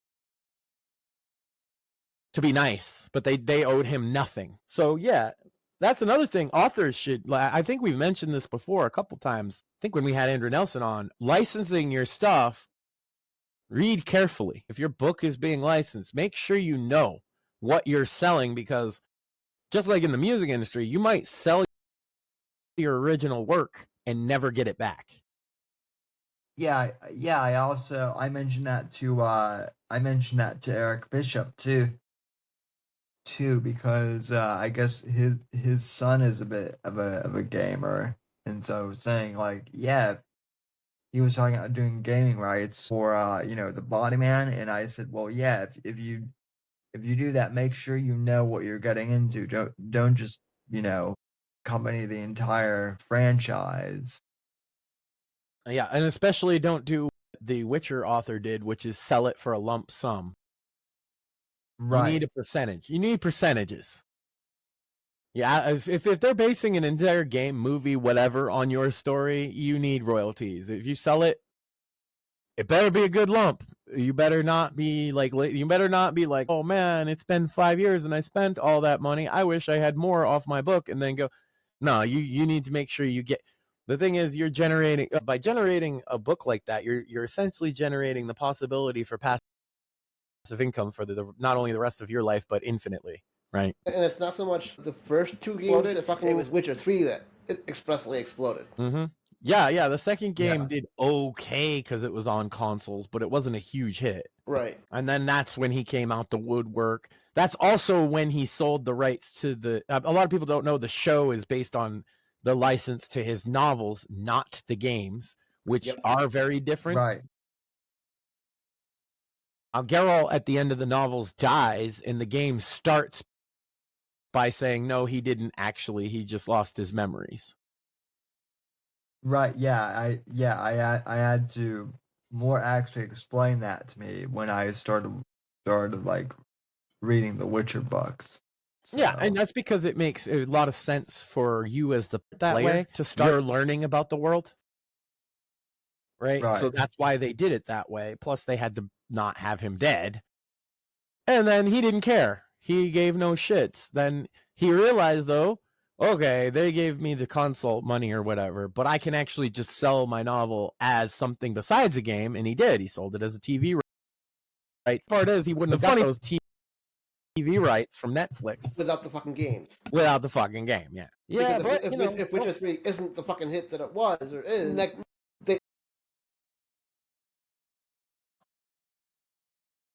they still were a little sketchy on it even when they did pick it up.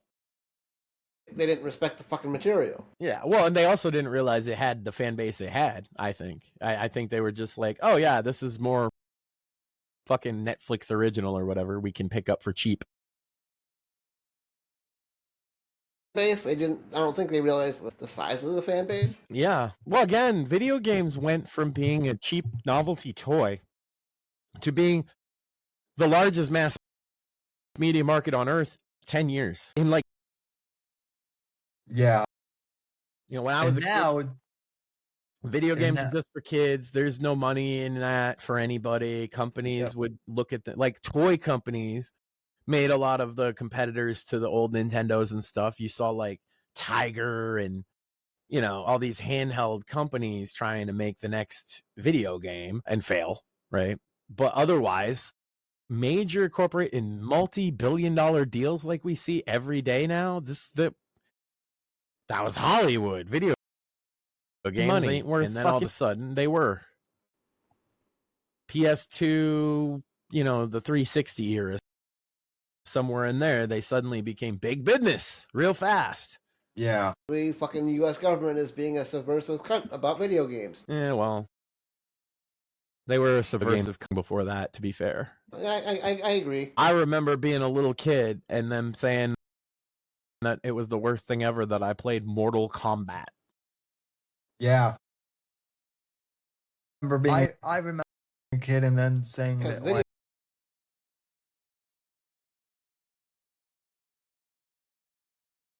that it was going to cause the next, like, school shooting. That's okay. I remember that I must be a school shooter because I too played Doom, like fucking 80 million other people. And but then, the killers played Doom. If you play Doom, you're a killer. That was great logic. right. It's not like there's literally 79.9 million other people that didn't do any such thing that played Doom. It's just the one guy or the two guys. Well, yeah, no, that's the same thing as, like, you know, drank Hitler off. So therefore, yeah. Well, I mean, like, the guys were already obsessed with killing people. I don't exactly think Doom caused that. Doom's not that violent, relatively, especially even the time that they were big on Doom. 3 was out, so it's like, which is way more violent. Now it's what, too much. So Quake Quake is more violent than Doom, but, like, do you think that they were going after Doom because it had, like, recognition than Quake? Do you think that why they went? Those kids actually played Doom and made mods. Yeah, that's it. Like that, it's as simple as that. But, like, again, they blamed it on music too. They said that they were Marilyn Manson fans. That's not even true. They hated KMFDM fans. Right. They talked shit about Marilyn Manson a lot, but it didn't stop the media from blaming him, did it? And you never heard articles like, "Oh my God, does KMFDM make you a killer?" Well, yeah, because Marilyn Manson has some recognition. It's the same thing. Like, it's the same thing that, like, Karina Harn and I were talking about, right? Like, a few years ago when all the, like, anti-Hugh Hefner stuff came out, like, everyone was going after Hef, but no one was talking like Larry or any of those guys, because compared to Hugh Hefner, he knows who, nobody knows Hustler.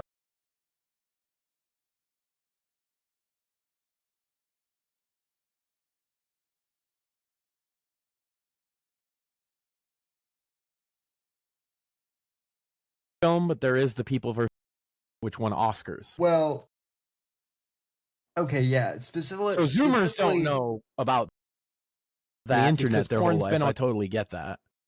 Yeah, but the People versus Larry Flint was, like, especially for, like, Gen Xers, like, they'll know at least the fight, and that it was about free speech.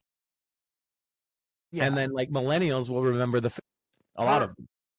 Her whole point, though, was that, like, they were basically going out just because it was, like, a popularity. He's way more famous than them. I'm not going to dispute that. And that's why they went at it. Yeah, that was her argument, and that's been, and I agree with that. Yeah. Yeah, I'm not disputing anything that you're saying. Yeah. So.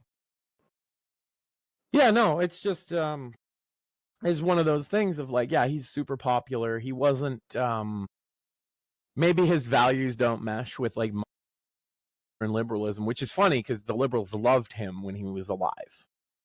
Yeah, well, that's the funny thing too, because I mean, I know this sounds cliche as fuck, but the old school left used to love Donald Trump too. until they didn't. And like what's funny is like most Gen Zers don't even know that like Ronald Reagan used to be a Democrat. Like, you know, like to me that's like Reagan 101, right? To you or I, but like, you know, to like a lot of the younger kids now, that's like a revelation. That's like so true. Well, it's tough, you know, when you're talking about Hugh Hefner. I mean, obviously they don't mind going at celebrities posthumously. Look at the attacks on Michael Jackson. Well, whatever you think about Michael Jackson, what good does a documentary about the dead man do? Aside from help somebody who's trying to formulate a lawsuit against his estate. Right, exactly. And this was the exact same thing, basically. Yeah, they're just trying to clean out any generational wealth he might have built up. That's it. They went after Hugh because he. It's funny because you will see that shift in a guy like Trump, and you'll see a shift in maybe Hugh Hefner didn't live long enough to be full on Trump, but I think he would have. And here's why, Sam.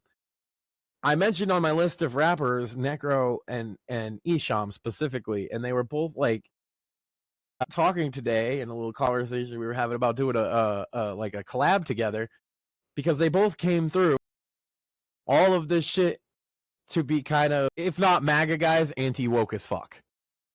Right? Esham is anti-woke as fuck. He hates that shit. Yeah.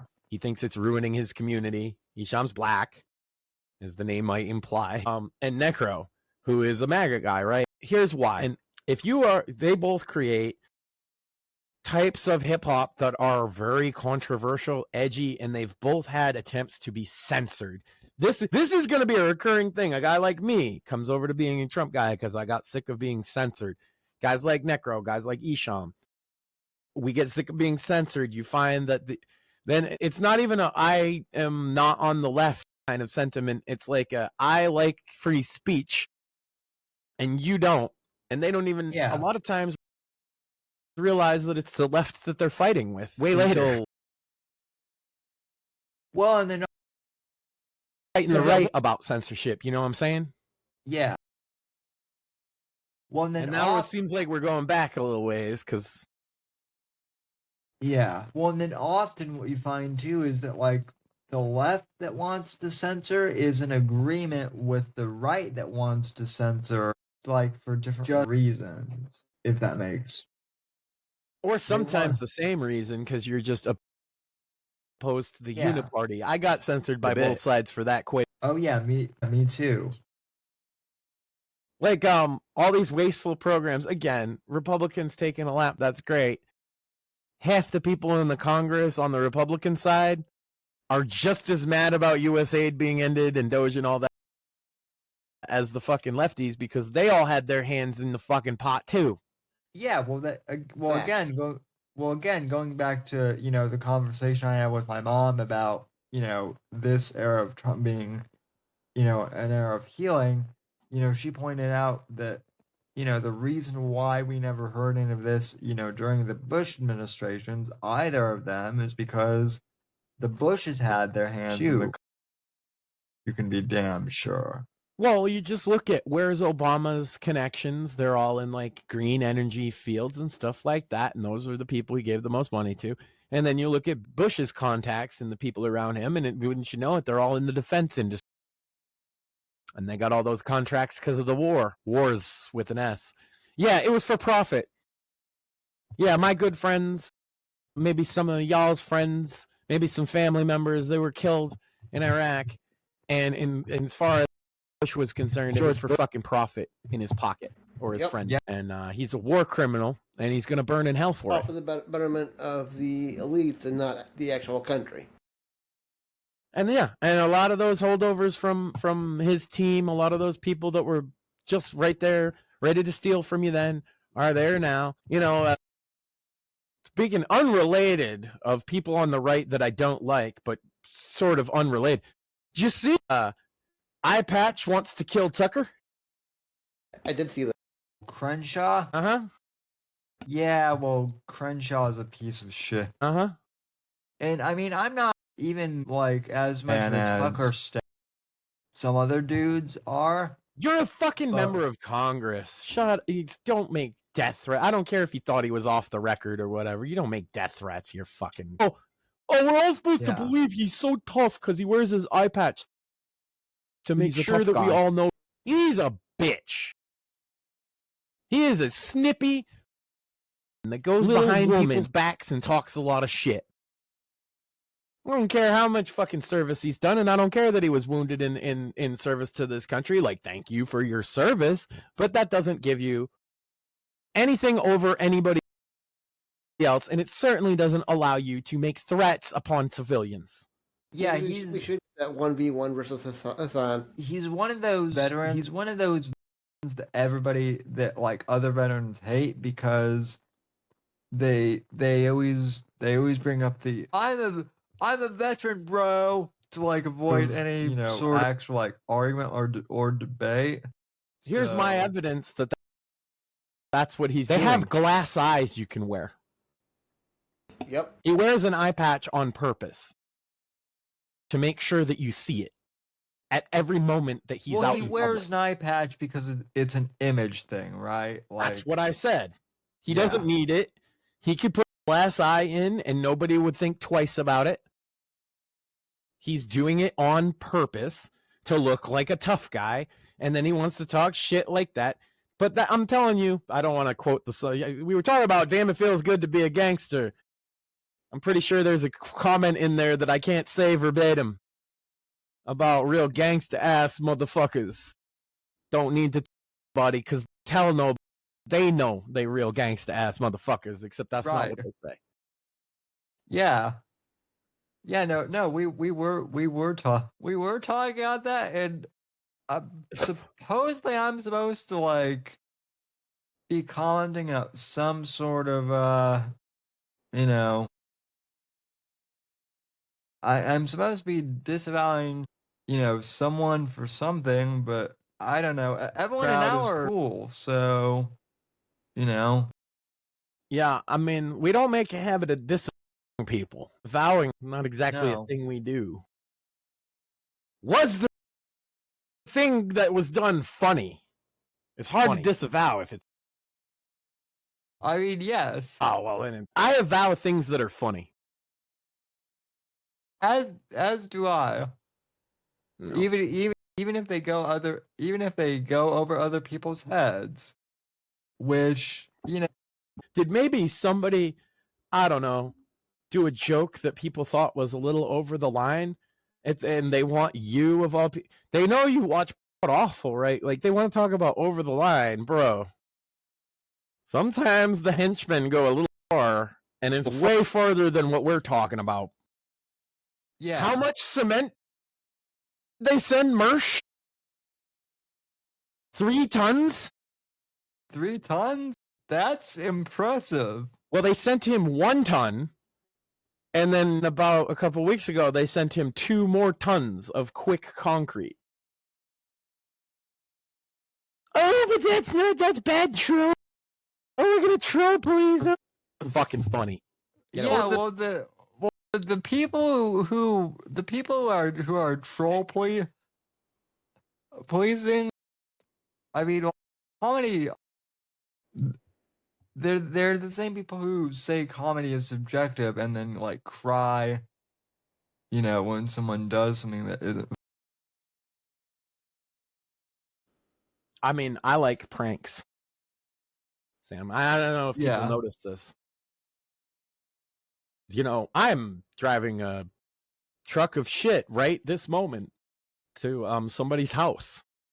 Can't you tell? I'm so super duper serious, Sam. You should take this seriously. Speaking of things that are super duper serious, piece of shit trolled DSP into buying WWE trading cards. That's a great investment. Right? Wait, did something actually, like good? Kind of fucking funny. I don't know. I'm gonna have to double check because he's very like the only thing really funny about PPP, as far as I can tell, is we'll have to double check that. I will find you gentlemen in the clip, but he actually got DSP to buy the WWE trading cards. It's funny. PPP. And now they're on the same fucking show sometimes. That's hard because he's so fucking fat. Is it just because they had P and 3 letters in the name? Yes. Yeah. Okay, that makes sense. Because, like, PP...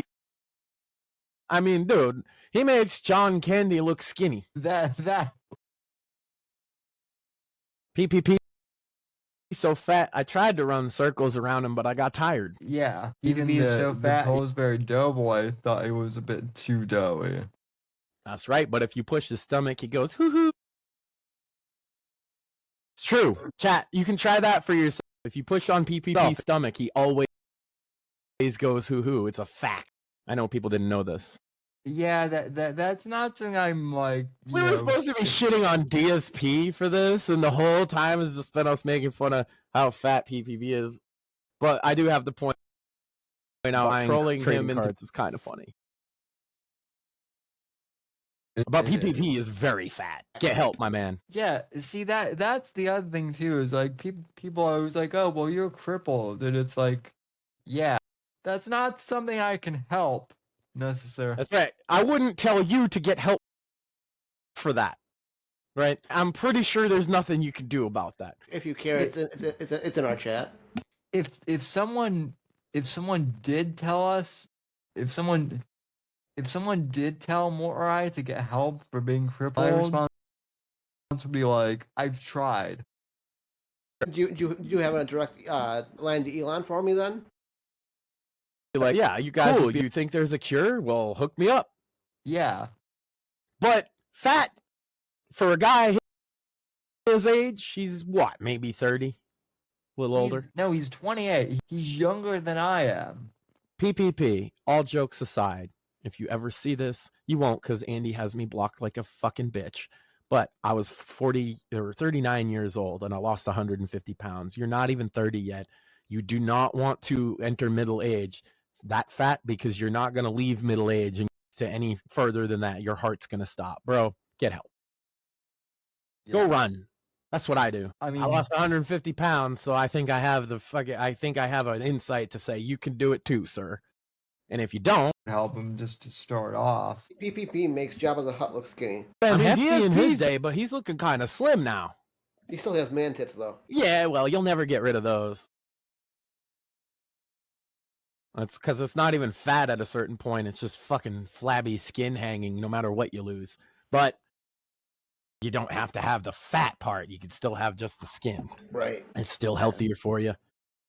But also, DSP is just an idiot. So I guess it balances out. I don't know. Would you rather be fat and mildly smart or dumb and mildly not fat? I'd rather have some brains. Yeah, hey, you can get rid of fat. You can't fix stupid. Facts. Oh my, we figured it. Okay. So DSP, PPP, then but not by much. Right. Fair. Yeah. Because at least PPP can kind of fix himself. Yeah. You can put the fork down and take a lap, and it'll be all right. And do those push-ups that DSP refuses to fucking do. Well, he ain't doing push-ups. That bro's like 400 pounds. He can do push-ups after he loses the weight. It's all about willpower at the end of the day. Yeah, but like Canada's not used to. No, they're not. This has become the make fun of PPP for being fat show. Yeah, well, Canada's not used to earthquakes, and they're also not used to, fending for themselves either. You know what? I feel bad, Sam. I'm not going to talk about how fat he is anymore. Let's talk about the fact that he's not funny. I mean, being loud equals funny. Am I? Yeah, him and Andy also doing the. Whoa, buddy! Yeah, him and Andy doing the something chat for $1,000. Whoa! Somebody donate us $1,000. I'll scream like that too. Okay? Is that what you guys like? Sure. Yeah. Donate $1,000. We'll both like. But I have to be the PPP. Donate $1,000 and you might see Mort's face. I have to do the PPP just like screaming incoherently, and then you got to do the whoa, buddy. I feel like, yeah, whoa, buddy. I feel like at $1,000, like Mort would be so shocked he would have just for the shock. Yeah, it's the school of Dick Masterson comedy. If you yell anywhere, funny automatically, right? Yeah, well, I saw that episode of Pod Awful. Hold on, Sam. Let me try that again. That joke didn't land well enough, so let me try that again. It's Masterson School of Comedy. It's automatically funny. I got a little chuckle that time. Okay. I guess it's true. If you yell, it's funnier. Yeah, it's funny because the audience, why, they're like, why is this clown just yelling? Well, I know, and it works for those guys, so surely this is the ticket, Sam. I'm just gonna yell every episode, and I guess yelling angrily like my wife did last week is not the ticket, so I'll just yell confusedly like they do. And that surely makes content, right? What else do they do? Let's see. Watch clips. We don't do nearly enough of that. We talk way too much. What are we doing trying to be entertaining, Sam?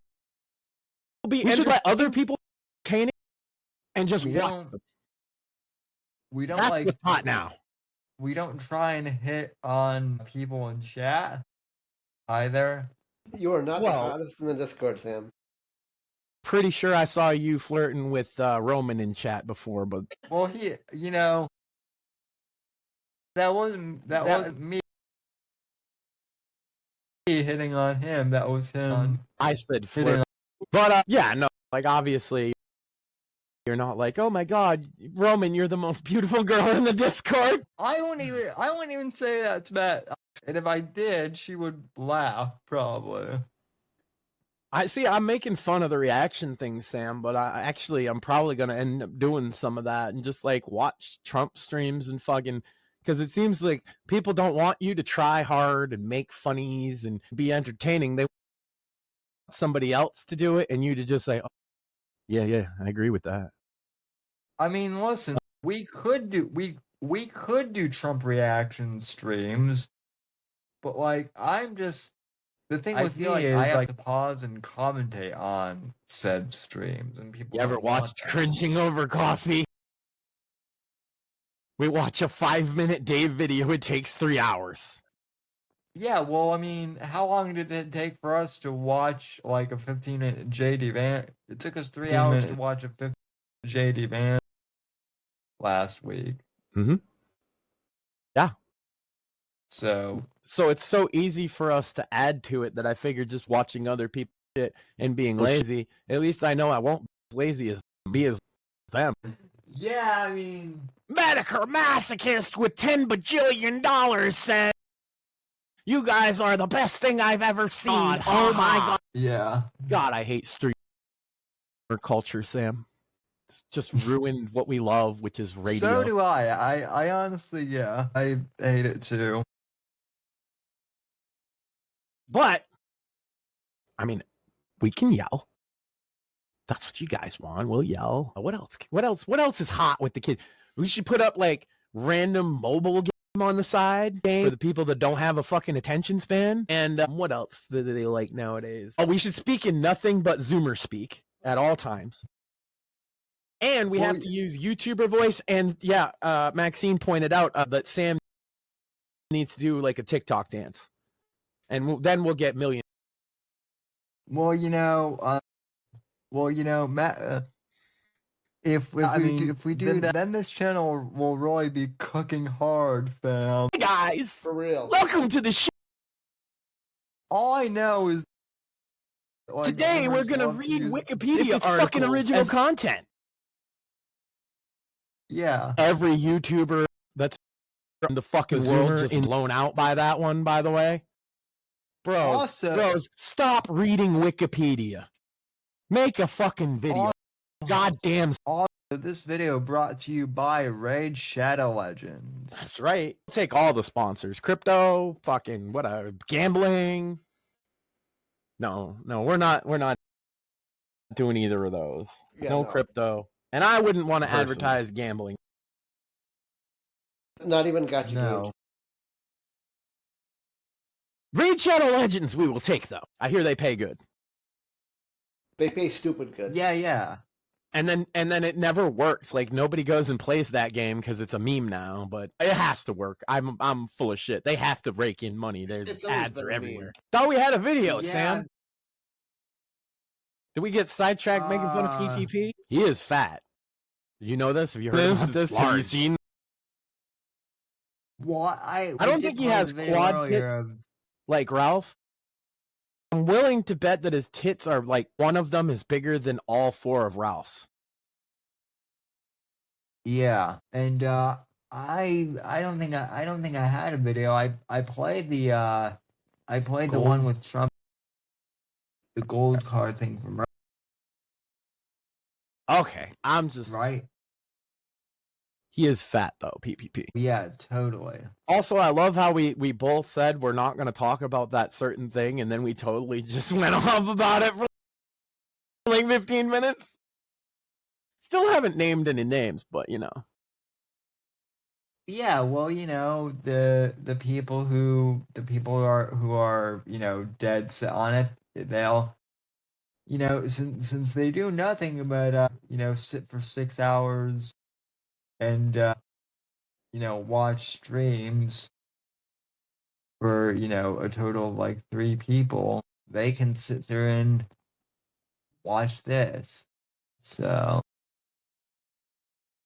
Yeah, I love their impression of how their stream sounds, where you talk as slowly as possible and stop in between words. Because that's exactly what their stream is. Low energy. yeah, no, between the words, because they're not quick on their feet, and also they don't know what funny is, because yes, saying I'm gonna drive a truck of horse shit to your house, it's pretty funny, especially if you believe me. My God, like if you don't believe me, then it's not even all that funny, right? Well, if you sue me over it, well, that's funny. Yeah, and also what they don't get is that Alan driving a horse revenue just You named him. Yeah, we shout out for the homies though. So we do. Hashtag Alan did nothing wrong. We will stand by on that hill. Hashtag shit trucks are funny. Also, they call it a fertilizer truck. They keep saying this, right? To make it sound, and if you listen to the girl on the street, like, it's obvious the bomb. It means it's a truck full of horse shit, lady. Fucking city people. Do they think that the truck of horse shit is like covered and like enclosed? Do you know what you do to get a truck full of horse shit, Sam? You take a shovel, you open the back of the truck, and you shovel the shit in, and then you put a top over it. That's what he was basically driving. Was a big truck full of shit. It's not a bomb. It can't explode. It's a big pile of horse feces. If you think that's a threat, you are retarded. Wait, so got a big truck and then just filled it high with Joe Biden signs? That's right. He filled it with Kamala Harris campaign promises. Well, you said a truck full of shit. It was full of Nancy Pelosi, everything she's ever said. Oh, yeah.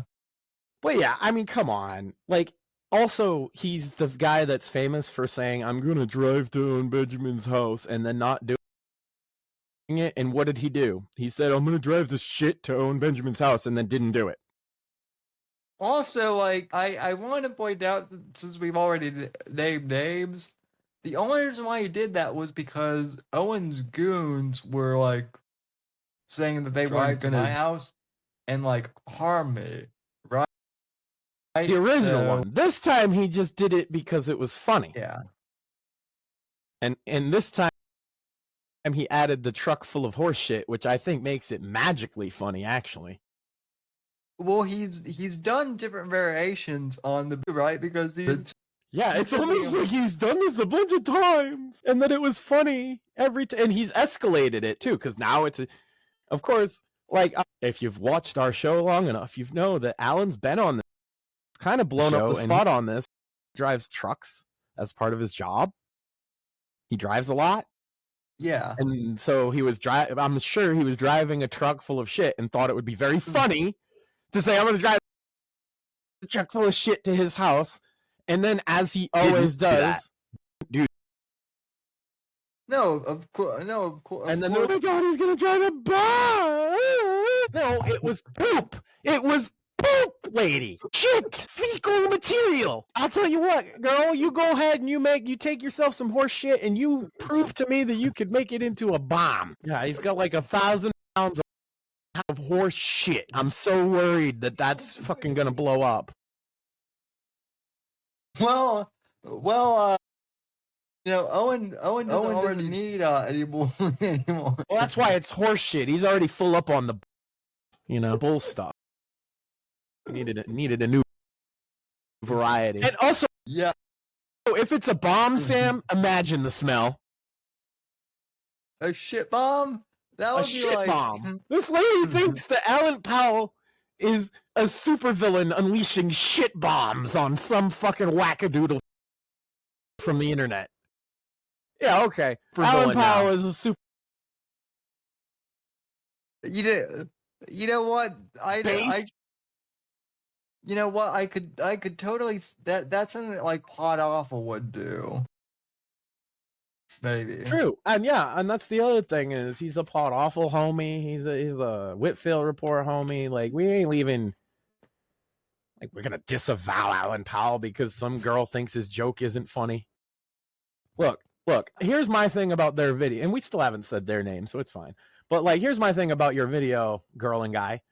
You spent 40 minutes or so making fun of Alan Powell's face that you took a still frame of. Here's a couple things. One, me and you, Sam, always making funny faces, jokes, being animated. They could take a screenshot of any point. Either one of us looks stupid because that's what being on face cam is. So you're just taking it out of context screenshot and saying, oh, look at him. He looks like a psycho. So stupid. He was making a funny face in the fucking picture they used too. But then further than that, none of you are fucking face cam people. So maybe you should be careful saying how ugly motherfuckers are, okay? Because if you're a face cam person, or even, sorry, if you're not a face cam person, and you're sitting there just ripping for 40 minutes on somebody who is normal looking as hell, hey, normal looking guy, be prepared that everybody assumes that you're fat and ugly, right? And that's why you don't show yourself. And that's not always the case. People got their reasons. And like I said, I support people being anonymous. However, this is the kind of problem that you run into. You don't want to I'm anonymous, but do I shit on somebody's looks? No. Well, certainly not spending 40 minutes of your time talking, oh, look at his ugly face, oh, eyes, and all this stuff. Look at his eyes. I'll make fun of the DSP for being fucking stupid, but that's it. And then I go look at her Twitter, and it's literally all like a shrine to AP. Like every tweet she's ever made it's not even about Owen Benjamin. It's about him. She's obsessed with him. And every time Alan, she calls him a troll, Powell, like that's a good nickname. She says it so much as to do it to death. Nickname. And it's how about Ms. Bad nickname Liz? Fucking retard. Bad troll. Yeah. Well, bad troll. You're a bad troll. I just,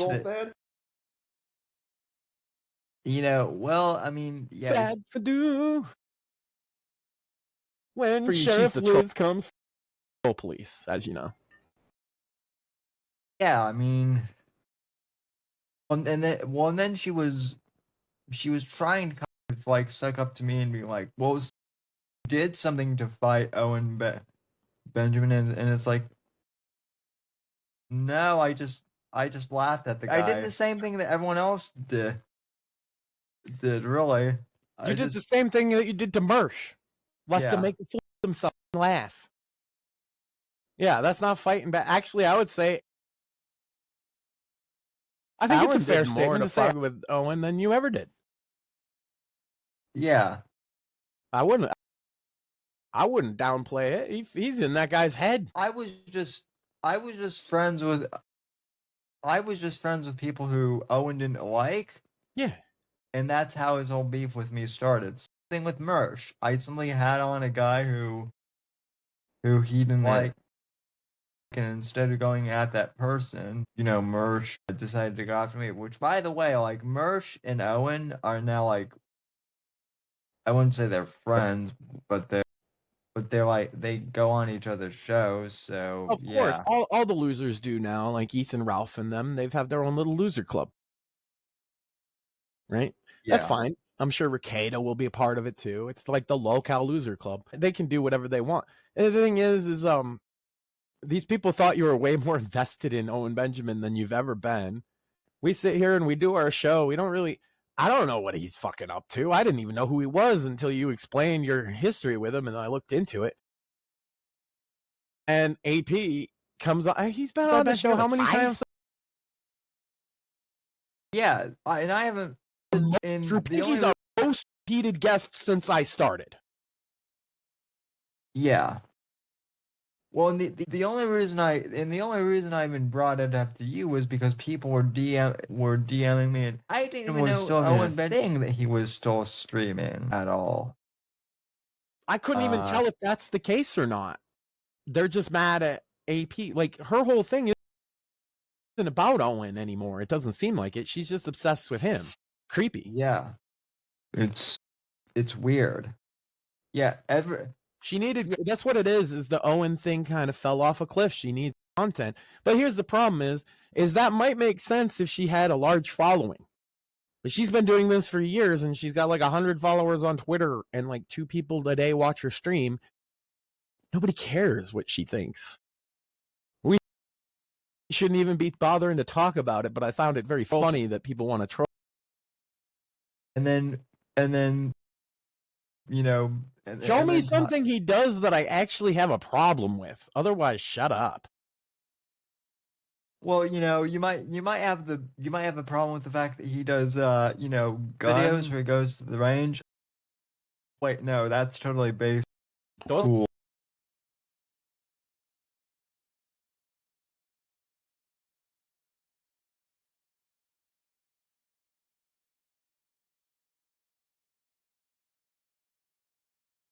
He killed anybody. Well, I mean, is he accused of some kind of disgusting crime, sex crime? No. Hold on. He's a true. Serious. That's very serious stuff right there. Yeah, I mean, especially if you're outside the U.S., I can understand why people why they might have that be an out. Yeah, he'd been outlawing hurt feelings. Yeah. That's illegal. Yeah. Apparently, these people want it to be illegal here too. No, saying I'm taking a truck full of horse shit to your home is legal. Sorry. Well, I guess we'll see in the court case. It'll totally play. They're to put him in Alan Powell in jail for 1,000 years for this. Obviously, he's a bad troll, don't you know? It's the worst thing ever. Worst thing ever on the internet. Just crazy about it, right? Especially during the Trump administration too. She calling on you to fucking disavow him because she got no fucking endorsements from anybody. Yeah, and then the fact that I wasn't gonna do it, they were like, "Well, then I'll talk to your co-host," and I was like, "Okay." Newsflash, bitch, we're not disavowing anything. First off, like, you don't know, and if you don't know anything about the Owen, stuff really, so like, I would imagine. I mean, you do since I've explained some of it, but like, imagine you didn't and tried to explain Owen to you. You would just be like, the lolcow obsessed people never understand all of the story for all. They're crazy. Yeah. Yeah. It's like I get into it with like my Dave lore, right? But I understand that what is actually happening here is we're looking at a crazy person, And the lore just makes it funnier and funnier as I explain parts of Dave. That's what makes Dave so great, is his lore fills in all the pieces to the point where it's very funny. But the lore of every locale is just that. They made a bunch of bad decisions. They did stupid things. It's not people think. Where interesting is, unless you're obsessed with that same locale, no one's going to watch a 4-hour stream about it, actually, for the people that are, and there's a very small number of them. Right. And especially for Owen, because like you said, I'm not even sure, so there's not much to talk about if that's the case. No. And so they got to fill time somehow, and so it's like, oh well, let's go after AP. I'll tell you, I sent you a song when we were talking about this, and I just want to bump heads. That's just not a good idea. But you guys want to go at AP? Hey, I mean, he can deal with that to disavow fucking nothing. Yeah. What are you gonna say? Oh, they support him. This thing doing this. I support him being.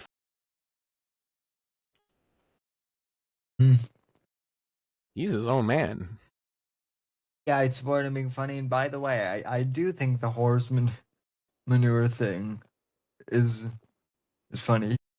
We don't control our friends. We don't control our fans. This is the other thing too you mentioned. That I'd like to clarify. He's a gun guy. He's not a bomb guy. There's a big difference. You know, I know that some people read The Punisher, and so they think that like gun guys are also bomb guys, but that's only comic book in like logic. But even if you're a bomb guy,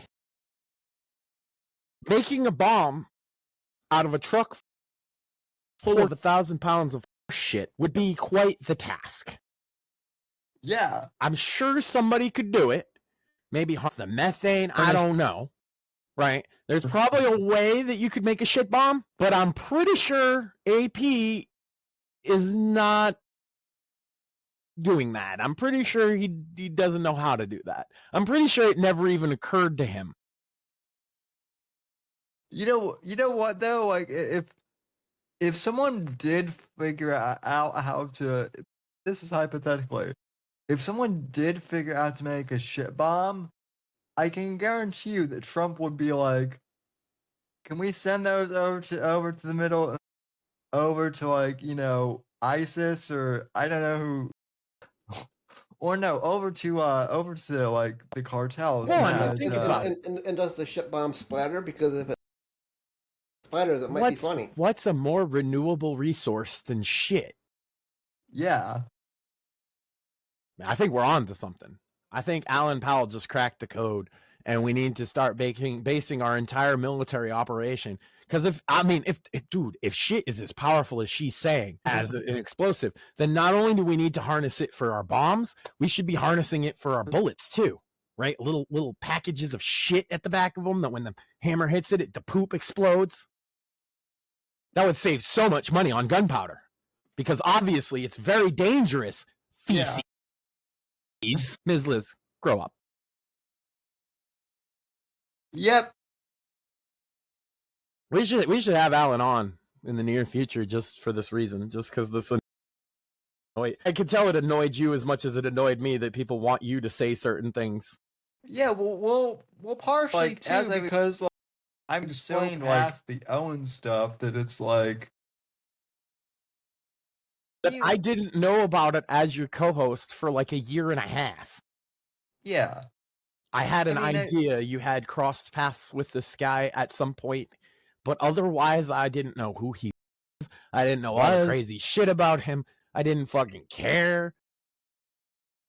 But I have met AP on here, and I mean, even in our chats and stuff, and he's a funny motherfucker. Yeah, I think AP was coming on the host on the, he was in chat like back when you first took over, and we hadn't even covered the merch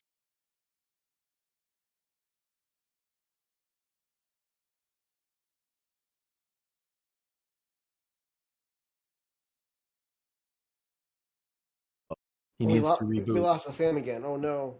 God, The robot what got are we him. gonna do without Sam? It's all over. We're fucked now. I'm. My God. Oh, thank God. You know why? But anyway. Yeah, but he had that neon merch sign. We talked about some of the stuff with that. We should just have him on just to talk, just to catch up. It's been a while. Yeah. Oh no, but we're supposed to disavow him and say how bad he is, say how awful everything is, and you're supposed to be on the right side of things. Well, I mean, I voted for Trump, so I already kind of am. That's the way I see it. We also find that stuff much more interesting, and notice that was what we talked about first and foremost. Yeah, I mean, all the people who are flipping out about A, they're also flipping out about the Trump card thing too, which, like, honestly,